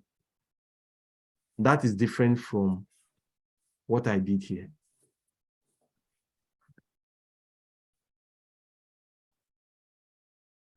This one, I just said, okay, whatsoever is fetching from the database, let the upper form of it, let it be like this. Do I make sense? Yes. Not too clear. It's not clear. Yes. Okay. Let me share, please. I want to show you something. Let's go back to our Excel.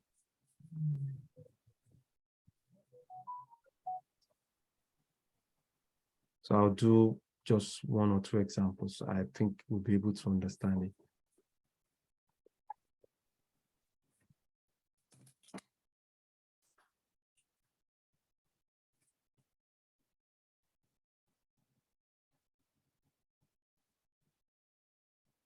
Okay, it's coming up.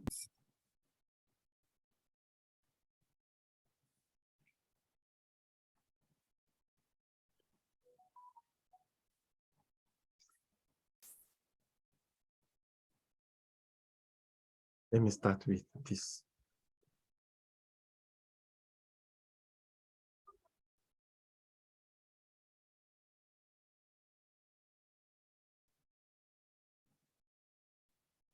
Okay, if I write an SQL statement that says, give me assuming this is our database. I said, give me the Excel that is spelled like this. which one will come out of the two of them? I'm not seeing We're only seeing the Bede screen. I'm not seeing your screen. We're only Okay. seeing the Bede screen. Okay, sorry. Can you see it now? No. Nope. No. Okay. To close my screen. Okay, please, can you stop sharing? Okay.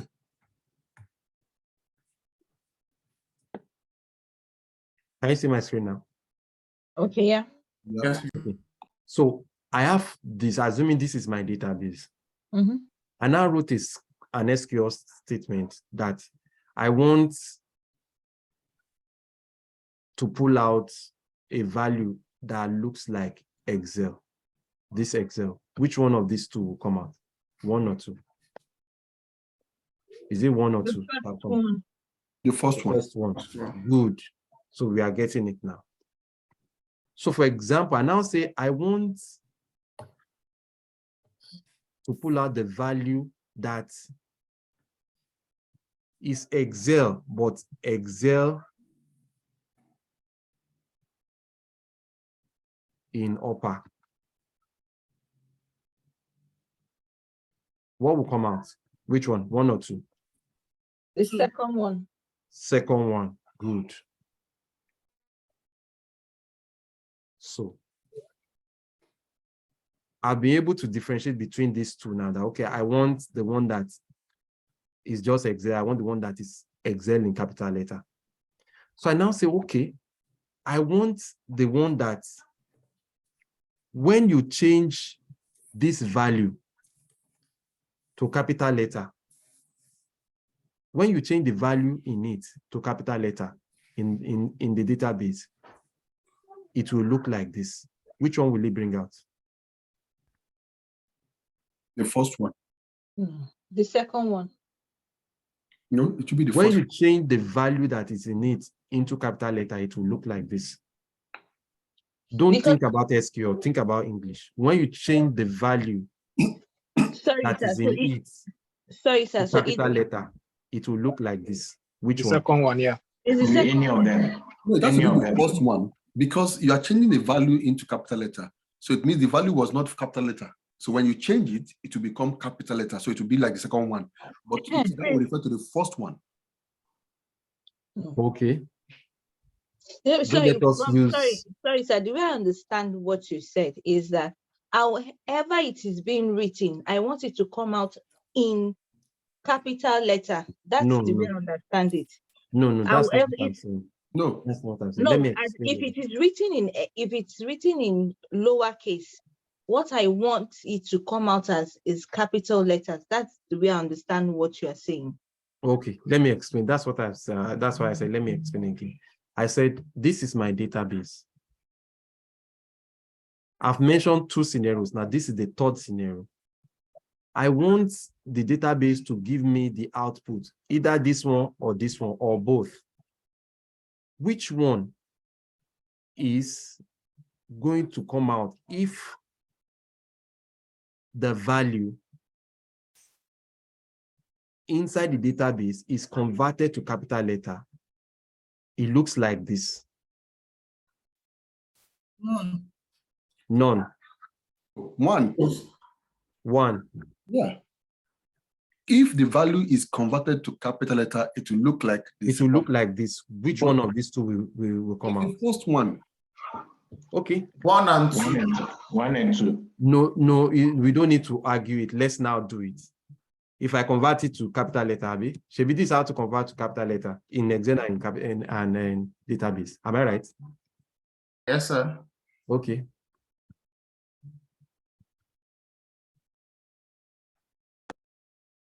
Which one? Which one of the two? Two. The second one. The two. It's still number one.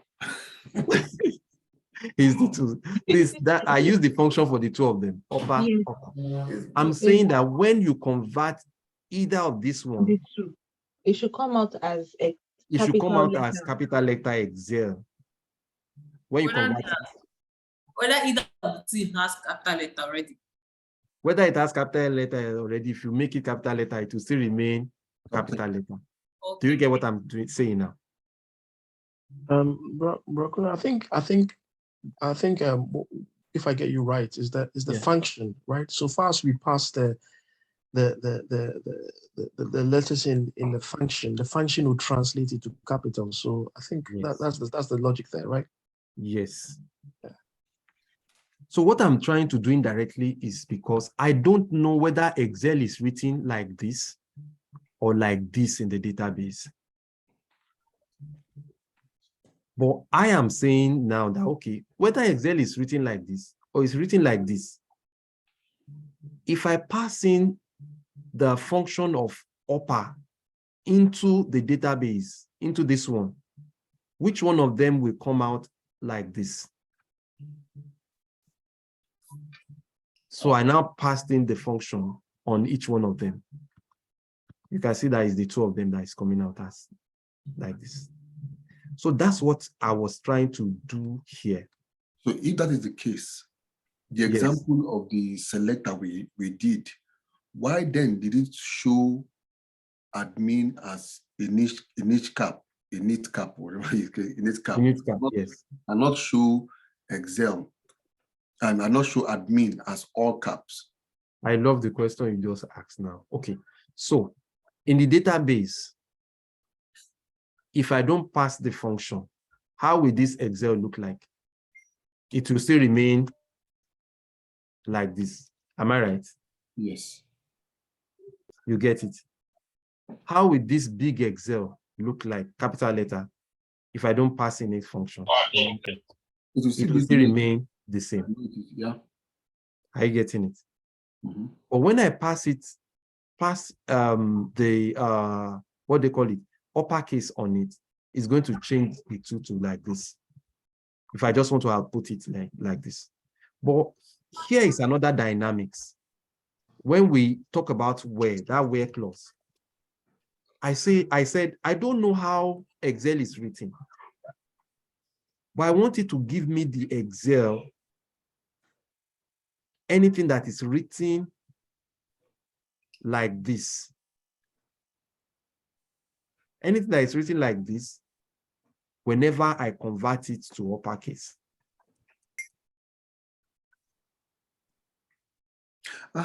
So if that is the reason why I was still insisting on one, when it is whenever I have converted it, but before I converted it, it is in its cap.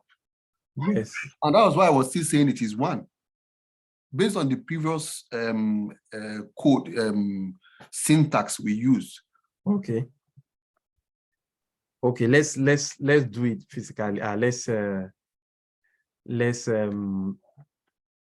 practicalize it. Sometimes it might be, sometimes it might be like this. It doesn't mean that you don't know it, but it's just tricky sometimes. Okay, so I want my okay, let's do select all from the table first. So I can see my database, my department names. They are all written in its cap. Assuming I don't know how it's written. I now say, okay, I want the inside the table where department name equals administration. You know, administration can be spelled anyhow. Administration. Spelling of administration is right. Am I right? Is the spelling right? After I after N, admin. Okay. Administration. Okay. The spelling is right. Yep. Yeah. Okay. But if I run it here, it will tell me no data like that. Why? Because this one, what it does is it goes into the database and looks through all department name and see the one that is spelled exactly like this, that small letter, starts with small letter, and it's like this exactly. That's what this one will do, this where clause.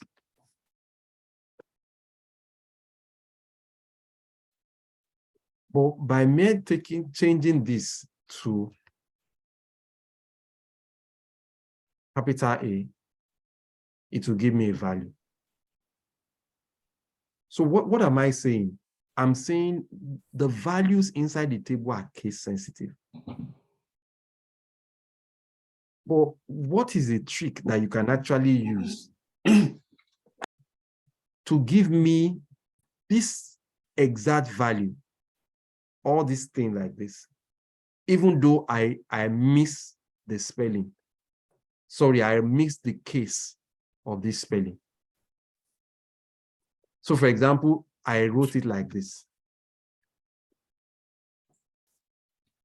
What do you call this case from the three I just explained now? Lower. Lower. Am I right? No. Okay. So it's in lower case. So I'm saying to the computer now, to the database, that whenever I change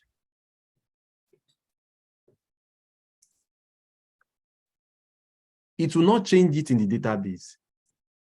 It will just change it to search for it. Okay. Are you getting what I'm trying to explain? So the output will still remain capital A and admin. But while searching, it will search through everything. When it's searching, when it picks this one, it brings it. It changes it to lowercase. It compares it with this one. Is it correct? If it's correct, it brings this one out. Can you get our equation sign now? Is it making sense? Yes, sir.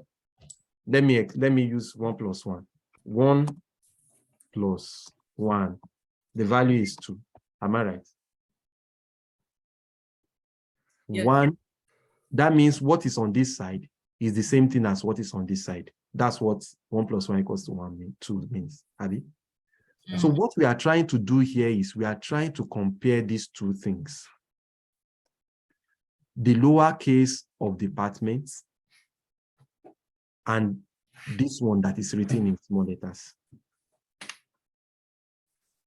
So what I'm telling the computer now is that when you change the values inside this one into small letter, this is the value. So let me replace it with this. So when you change this one into all small letters, will it look like this? We are now. Response. Yes. Do you get it now? Yes, sir. So what I'm trying to do now, I'm trying to compare if I change the value here into lowercase, will it look like this? If the answer is yes, it's going to give me my output. Let's twist it now. Let's go upper. If I try upper, let's see, without changing the value, it's telling me nothing like that. So let's look at whether the syntax looks logical from what we have. So if I bring this one here, I bring it into this place now. When I change this one to uppercase, what will it look like here? It's going to be ADMINISTRASING. Am I right? Yeah. Yes, sir. Do you get what I'm trying to do now? Absolutely. So if I now replace it with this one, it will give me the value I am looking for. I missed the spelling of admin. Oh, sorry, I use ID, name.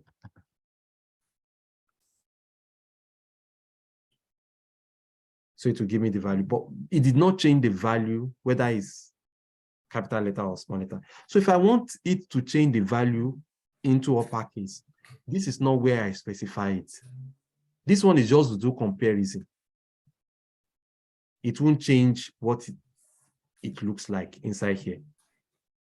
But if I want to change what it looks like here, remember what I told you about SQL. All your queries, you write them. Your column names, you write them here.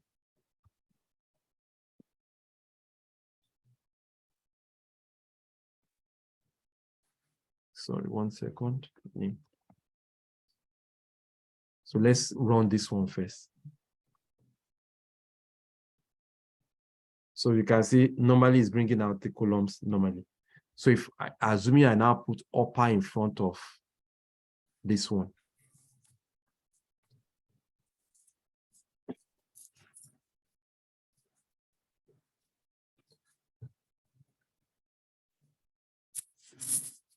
Can you see it's changing it? Do you understand what I'm trying to explain now? Please, I need a response.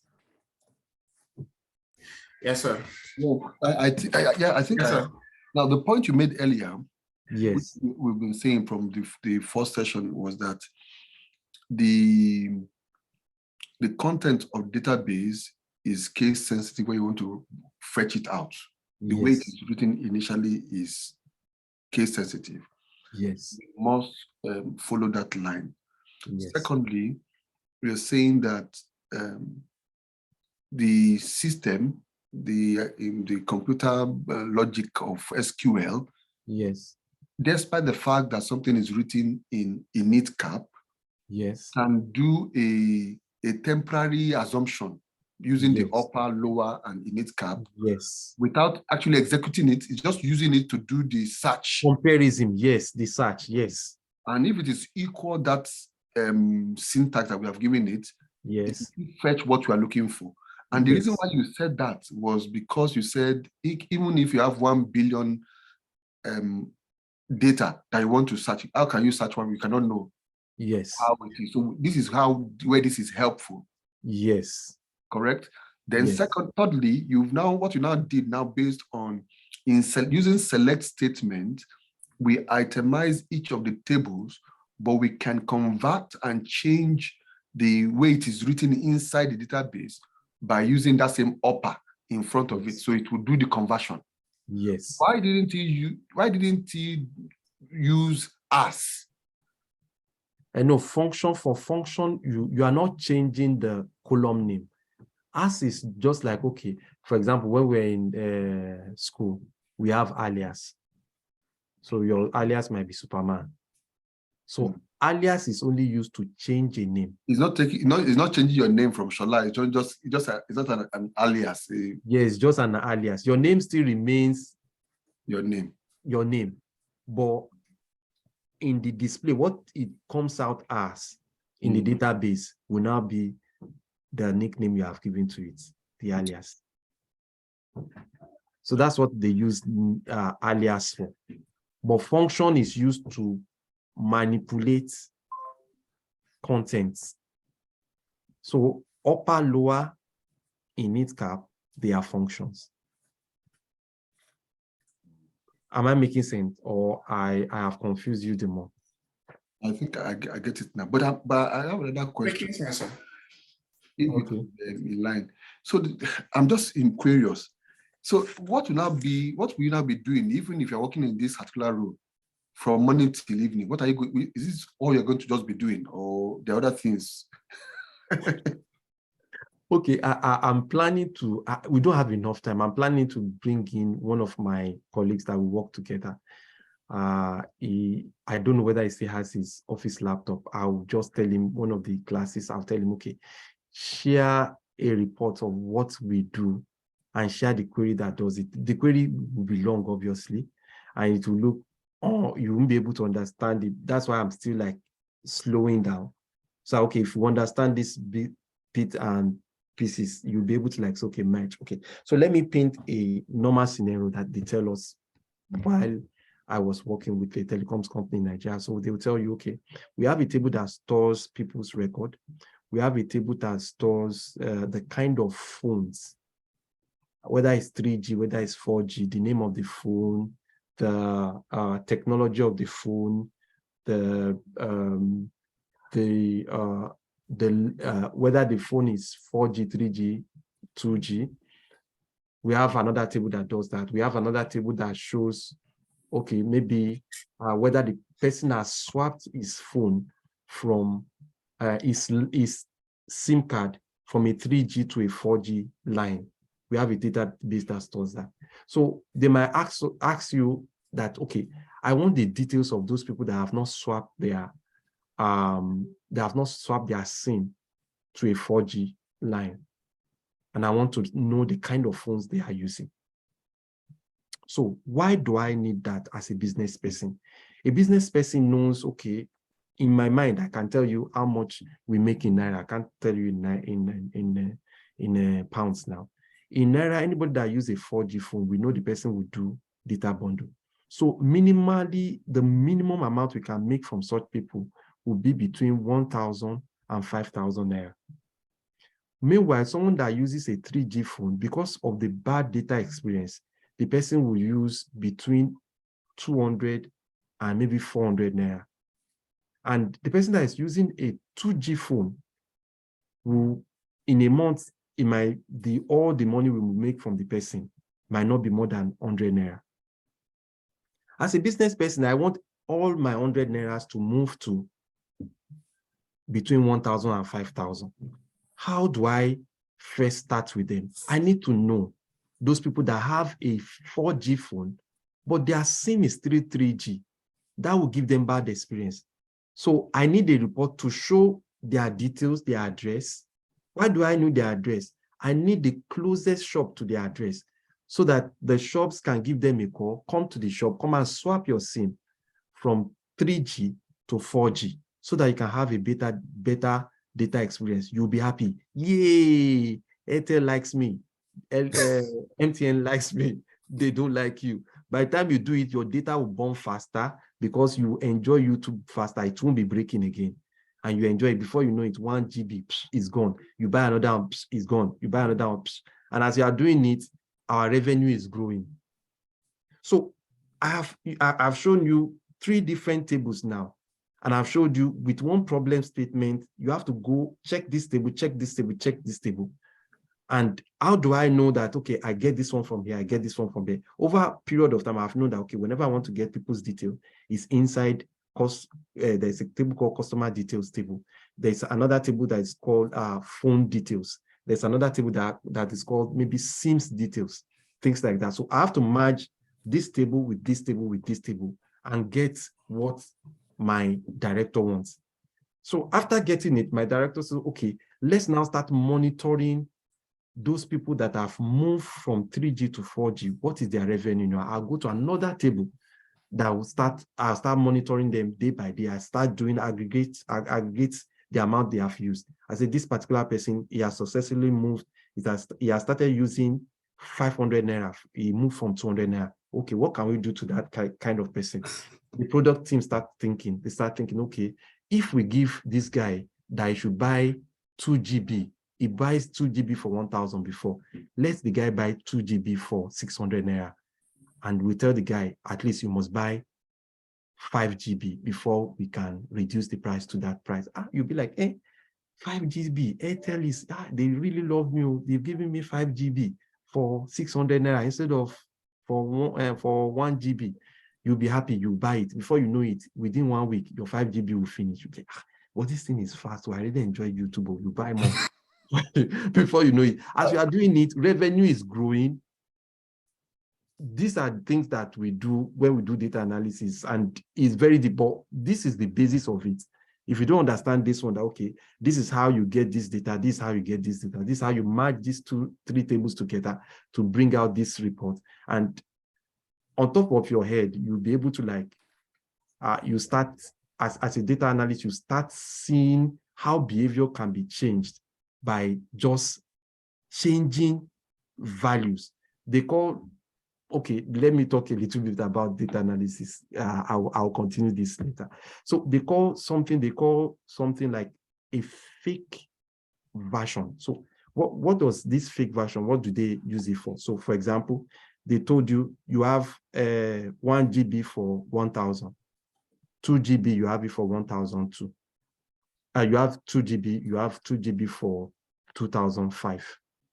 And you have 3 GB, you have 3 GB for the same 1,005. So normally, you want to do calculation, you would think you are cheating them. You'll be like, 1 GB is 1,000. 2 GB is 1,500. 3 GB is also 1.5 or 1.6. 1 GB times 3 is 3,000 now. Let me buy 3 GB instead of I will buy 2 GB. That 2 GB is a fake version. They know you will never buy it. And that's not their target. Their target is to move you from buying 1 GB to 3 GB. So by using 3 GB, you use the first month, use the second month, use the third month. By the time you are using the fourth month, they will not sell 3 GB to you for 1.5 again. You will start buying it 3,000 naira. But you are used to it. Your behavior has changed. You can't use 1 GB again. So successfully, we have moved you from someone that is giving us 1,000 in a month. We have moved you to someone that gives us 3,000 a month. Can you see the trick? So that's what this data analysis is all about. But you can't really do this unless you can fetch the data, look at the data, see how people are behaving, and try to manipulate them with what they do. So the essence of analysis is all about. Power of the data analyst, yes, change behavior of customers and increase the bottom line for the organization. For the organization, yes. So you'll be happy. We are doing something good for you, but the bottom line is that our revenue is growing, and you are the one giving us the money, and you are giving us happily. I want to ask those data. Data, is it that same analyst will be the one to key them in form of table first? So we have 4 different departments in a standard organization. We have those people, they call them data engineers. So what do data engineers do? Data engineers, they are the ones that pick data from different sources, build pipeline with different queries. It might be PLSQL, like we are learning. It can be Python. It can be some other programming language, and convert those ones and put them inside a table. But before the table exists at all, there is a database administrator that builds the table, which we are going to also talk about briefly, how to build a table, how to create a table, and things like that. After they create the table, there is someone that is called a data scientist. A data scientist, he uses different mathematical logics to like do so many simulations, and they will be able to do predictive analysis. Okay, this particular person, he bought this SIM. Within the next 6 months, this person is going to drop this SIM. How do they know? They've trained their data for a while. They've seen the behavior of how people that drop SIM within 6 months. They've seen the amounts they buy, how frequent they buy, the kind of transaction they do. They've seen it over and over and over and over. So they've trained the data. We have technology that we use to train data. They train data, and the data now search for similar occurrence in all your database. When it search for it, it gets the value, it gets those people that have similar behavior. And I'm very sure 80 to 90% of those people that I picked out that they are going to stop using your SIM, they are going to stop it. So as a product guy, what do? You are a data analyst, but you are more into products. Those people that are going to drop your SIM in the next 6 months, those are the people that you are going to put on promo, like permanently for the next 1 year. You make sure you give them double data, double bonus, double call, double. The reason why they are giving them is because so that characteristics that they've seen in them that may make them drop the line, you have already broken it by giving them double. They will not, if they have MTN and Airtel, and MTN is giving them double, they will stop this Airtel. They'll start using you. Before you know it, you have broken the behavior of that particular customer. You have changed it, and you have moved the person to someone that is it's not a mass market now, high value customer. So that's what a data scientist does. But a data analyst is the person that after all of them, they've done their work, you now start looking at data. All what they have done, does it make sense? How can I make more sense out of this thing? How can I jumpstart this particular characteristics? How can I make sure that this particular person that is giving us 8 naira can give us 10 naira? What are the things? What can I see in the data? You start looking for insights. Which day do we have the lowest revenue? What is responsible for it? Is there any war in any nation of the world? Is there any war in that particular state? If there is war, You talk to the product guy. How can we make sure this guy still buy a recharge card, even though there is war in their country? You start you start speaking to people in IT. They start creating maybe applications that can send, how will I say, that can send recharge just by punching some numbers. You start thinking about so many things. So all these things, they are like intertwined. That's the beauty of how data is being used. But until you get to a bigger organization, that's when you can actually see, okay, this is why these people are really crazy and paying someone that is called a data analyst this much amount. Sometimes they'll bring a problem statement. It will like almost make you crazy. I have a boss then, he's an Indian. When it's only me that I usually uses, when it gets to those crazy things, he tell me, Ola, you do this and this, and you now draw that in Excel. By the time you see it, everybody will say, oh, no, this guy wants to kill. So, but these are the things that he has used to, and they are like things that are being taught in business schools. Like when you go to all these Harvard Business School, Lagos Business School, these are permutation and combinations that they use in like getting customer, searching for their behavior, all those things. The people that actually bring all these things to life, they are data analysts. That's why companies, they don't mind any amount they pay to get these guys on board. So thank you. What you have done is quite very insightful and has opened most eyes. So it therefore means that, for example, now, where that we have about almost 10 states in Nigeria where there is flood overflow, the network people will be thinking, how can we ensure that they are still buying SIM card even though there is flood? Yes. So the next thing they'll start doing, the product team, for a sensible company, the next thing they start doing is, how can we get to their doorstep? They start thinking about so many things. Okay, can we do it through ATM, banking? Can we send it through ATM? Can we send if you have an Android phone and iPhones, they can send you a link. By just clicking the link, it takes you to a particular place whereby you can actually purchase from your bank by just slotting your ATM card details. Just click and it buys. So they start thinking about so many ways and so many avenues that they can actually get the product to your to your doorstep. So that's what the old product team, data analysis team, data analytics, and that's what they do. And that's why they are the actual machines that makes a business to grow. That's why they can pay you anything if you have the skill. And the skill starts from SQL. Thank you. Yeah. Okay. One need to have a business sense too now alongside, or just the business sense. You learn that one. Okay, some people go to business school, but I've not been to a business school. But I've worked with so many people that have gone to a business school. So based on discussions that we've had, I've started thinking like them. Okay. When they are saying this, I know where they are going already. I know why they want. Anytime they want this data that can do this, that can do this, can do this. It will look complex, but I know by the time they get it, and I know the next point of call. So by the time I'm running the query, I'm writing the query, I'm already looking at it. That does this thing look like what they are looking for? If it doesn't look like it, I start thinking about the better way to get it out.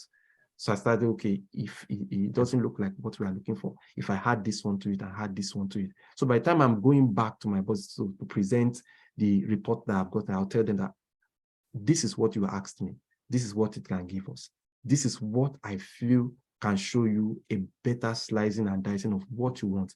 Look at this way, look at it this way, look at it this way. Oh, Ola, thank you very much. I think this is insightful. It has like driven home the point of what they want to prove with the data, and with it they can make judgment easily. That's when you move from being a data analyst that is IT oriented to a data analyst that is commercial oriented. You start looking at how this data can be converted to money. Okay. Yeah. Okay. Bottom line, you're just thinking of the bottom line. What can we use with data and get to increase our profit share market? Yes. How can we increase our profit? How can we maintain our customers? Because every business has what they call their key performance indicators. What drives your business? And majorly stands on two major things, which could be diced into different other things. The first one is revenue. The second one is your customer base. What is your customer base? What does it look like? Do you have only mass customers? Mass customers are customers that just buy you just buy small things from you. Or do you have high value customers? Customers that, yes, they are the ones that really spend money on your product. How do you upsell your mass customers to make them high value customers? So those are things that keeps coming. I don't want to bore you with that. I think it's something Thank you that's very much. naturally Very insightful, and thank you. Yes, sir. Okay, so I had to say that so that you'll be able to see the beauty of what we are doing. So it will not come like select something from database from this one. The reason why I'm teaching you that way is because I want you to know, okay, when they tell you this, you start looking for how you get it and how do you get it. That's why sometimes I tell you, okay, do this one from department. How do I know it's department? The way a database administrator that is creating the table, the way they create the table, they create it in such a way that it tells you the content. So things relating to department, they will not write employee on it. Things relating to customer, they will not write school on it. So they tag the name of a table with what the content looks like. So even if you are coming to a company for the first time, by the time you come here, you check your object browser. You see the tables that you have inside it. You can guess what the content is without opening it. So here I know this will have details of clients. It has client ID, first name, last name, phone number, employee, email. This one has things relating to countries. So I might not know the full details, but I know with the name, I can actually tell that, okay, this is likely what is going to be the content or what is there. And there are sometimes that you have short names like this that are made together that you may not really understand. But while working in the business, you have other people that you can talk to that they will tell you, okay, this is where you get this from, this is where you get this from.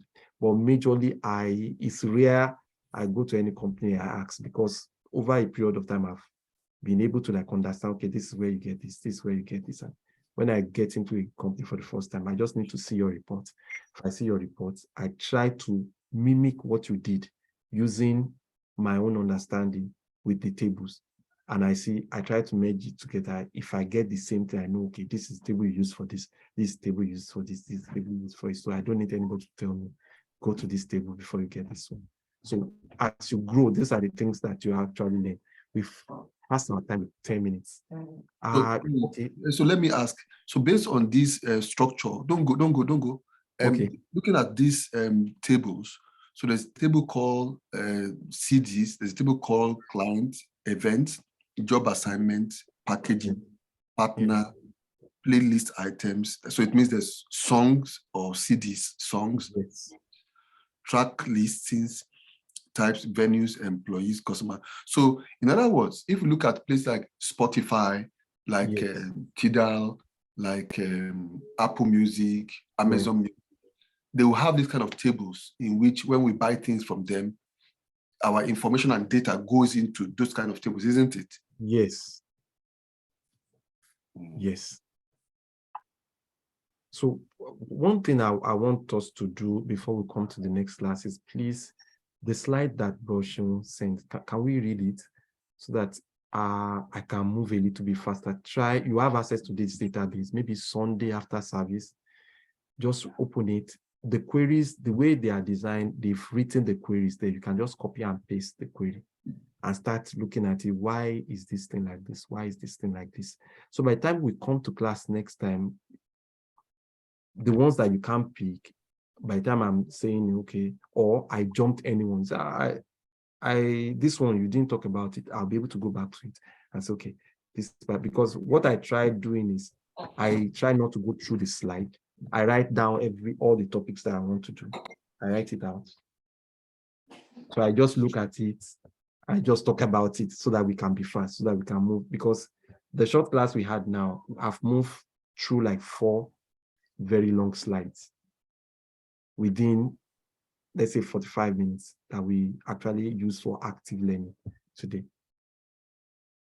So that's the way I usually teach, so that it can be faster and it can be interactive. I can use my experience and not just narrow it down to what we have inside the slide. I've read this slide, I read this slide before the class. That's what I try to do. Okay, so I think, can we call it a very beautiful day here, even though we could not push much, but at least I think what we have done should settle in. We did from slide 2.1 to about 3.1 today. So if you can go through it and try to push a little bit further to next week, we can go from here. Yeah. This this slide is at where do we find it? Brochure. Yeah, I think that's the folder you sent, right? Yes. Everybody has it. We've seen that from day one. But if you do have it, please, if you do have it, just, if anybody have my number, just say hi to me and then I will send it to you via email. So this is the file I sent to you. So it has 1, 2, 3. So we imported this one. So we are doing FOL, Fountain of Love database programming. So today we did 1, 2, 3, and 4. Okay. Yeah. 1, 2, 3, 4. Okay, you are saying we should do what now? No, I said you should just read ahead. If you can finish everything, finish everything. Okay. Yeah. I just want you to read ahead of the class. Okay. All examples are there. So if you don't even need to know how to write it, they will explain it. They will do the purpose, and then they will try to give you an example of how it's written. So this was something like this that we wrote today. So you just run it, you see your output, you try to change some things, you try to make mistake. Why is this one like this, right? But they will have tried to explain everything in I won't call it textbook, in the slide. These slides are very, very explanatory. They are standard Oracle slides. So whenever I come to class, I will also go through the whole slide. I'll try not to miss anything, but it makes the work faster. Do we get it? Okay. Yeah. How was the class today? Apart from the story I gave you. Well, interestingly enough, the class is interesting, but I somehow benefited more from the story because because as I was thinking as you were teaching, I was just asking myself, so what would be the normal day job? If you say you're paying somebody £450, I'm imagining what could the person be, what value can the person be delivering to the extent of somebody willing to negotiate and say, I will give you £450 per day. Yes. So, and now with the story you have painted, now I can now see that, wow, the person actually is bringing value. In other words, the amount of money the person is making you per day is way, way more than you can even make £2,000 per day. So you can afford to give £450 because the person has done the job. So it's a good one. And that's why I now begin to look at the fact that to look at ourselves as we are also the guinea pigs, Spotify and all these things we are doing, to see my three people that always call me, and I begin to think and appreciate all those kind of things and see where it works. And thank you. And also for the things I do, I'm also looking at how can I use this, in other words, to be able to increase our services and better our services and make sure that is the befriending service, the job club we do, the support to ex-prisoners we do. What can we do to make sure that people are, we are delivering? I think my internet went off. Yes, but I think you're back. So thank you so much. Thank you. Yeah, it's a pleasure, sir. Yeah. Okay. Any other feedback? Okay, let me just say one more thing. You know, there was a time I was talking to one of our finance guys. I asked him, I said, how much is the percentage of our salary compared to the revenue we make in a month?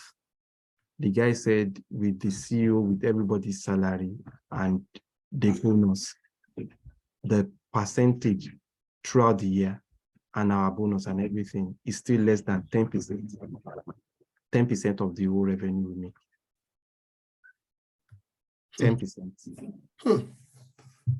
10%. So he's telling us how much value staffs that you think they pay very huge amount, how much value they are bringing into a company. So, this comes back to what Broshin usually say in the beginning of every class, that we don't just want to go and be a burden to people of Aberdeen. We want to create businesses. So imagine if that kind of amount comes into your business. Like, on top of my head, I can say how much Airtel Nigeria makes daily because I'm the one that manages the revenue. I can say close to what MTN makes because my friends are the one managing. So in a day, we make an average of about, in Naira, we make an average of about 2 billion Naira in a day. MTN makes close to 8 billion Naira in a day. So how much in a day, not in a week, in a day? So how much will they pay their staff? And all these things comes based on all these things that I'm just telling you about, how the business works, how they upsell people, all those kind of things. That's how the money comes in. Even though when we talk about tax, when we talk about, okay, revenue after tax and all those things, by the time they cut, no matter what, they will still go home to their country back with 40% of the revenue, no matter what. So this talk about the huge amounts when you are a business owner, most especially in Africa. Yeah. Interesting. Now, I think, sorry, just to buttress, I'm sorry for standing this thing. I think all of us here, the thing we teach in the job club is that you must continue to look for a way of how to increase your value to your organization. Yeah. You must begin to think, like I was telling somebody, I told him, I said, you must begin to think like your CEO. What are the problems your CEO is not sleeping, making him not to sleep? It is only when you begin to think like that, what are the problems my boss is going through, is only then you can be a person of value to that organization. Yeah. Only then you can talk of increasing your salary. Like our pastor told us when he was teaching the Bible study that day, some people, they are asking them to go, and some people, they are employing their wife who is sitting at home, giving the money to the wife because the person is valuable. Yeah. As we are doing this course, let's be thinking of how to use it in our corporate organizations or wherever we are to add value to those organizations so that we can upscale and aside and go pivot to the next level of our careers. Thank you. Thank you. Thank you so much. Thank you, everyone. Thank you, everyone, for coming. And thank you for those good comments from Pastor Ajid and also our instructor. Just what we Thank you very much, sir. Yeah, just what we have said. There's something that I read from, I think, from the Labour Party, which that's how we're going to end the class today. They said the present Conservative Party are defensive. I think it's high time now that we have to be offensive with what we know. We have to take our knowledge to the gate. We have to think ahead of what is going on in the whole world. We have to be proactive. If 5 of us have to submit CV to a place, you have to think, what would other people submit in their CV that will pick them? But I will not submit my CV. I will go to the company and say, I can offer you this. I won't volunteer with you guys. We just have to think outside the box, or even break the box, or even break whatever break. And the skills for the future, universities cannot teach it. Employers does not even know it. It's an individual. What Elon Musk is doing today, nobody taught him. He was just thinking out the box, out the box, out the box. And I just pray that God will help us and God will order our steps in Jesus' name. So on behalf of the leader of Creed and everyone in this group, we thank you for coming. I was sorry, I was supposed to be keeping to time. Yeah. Sorry, but again, we are going to, let me stop recording now.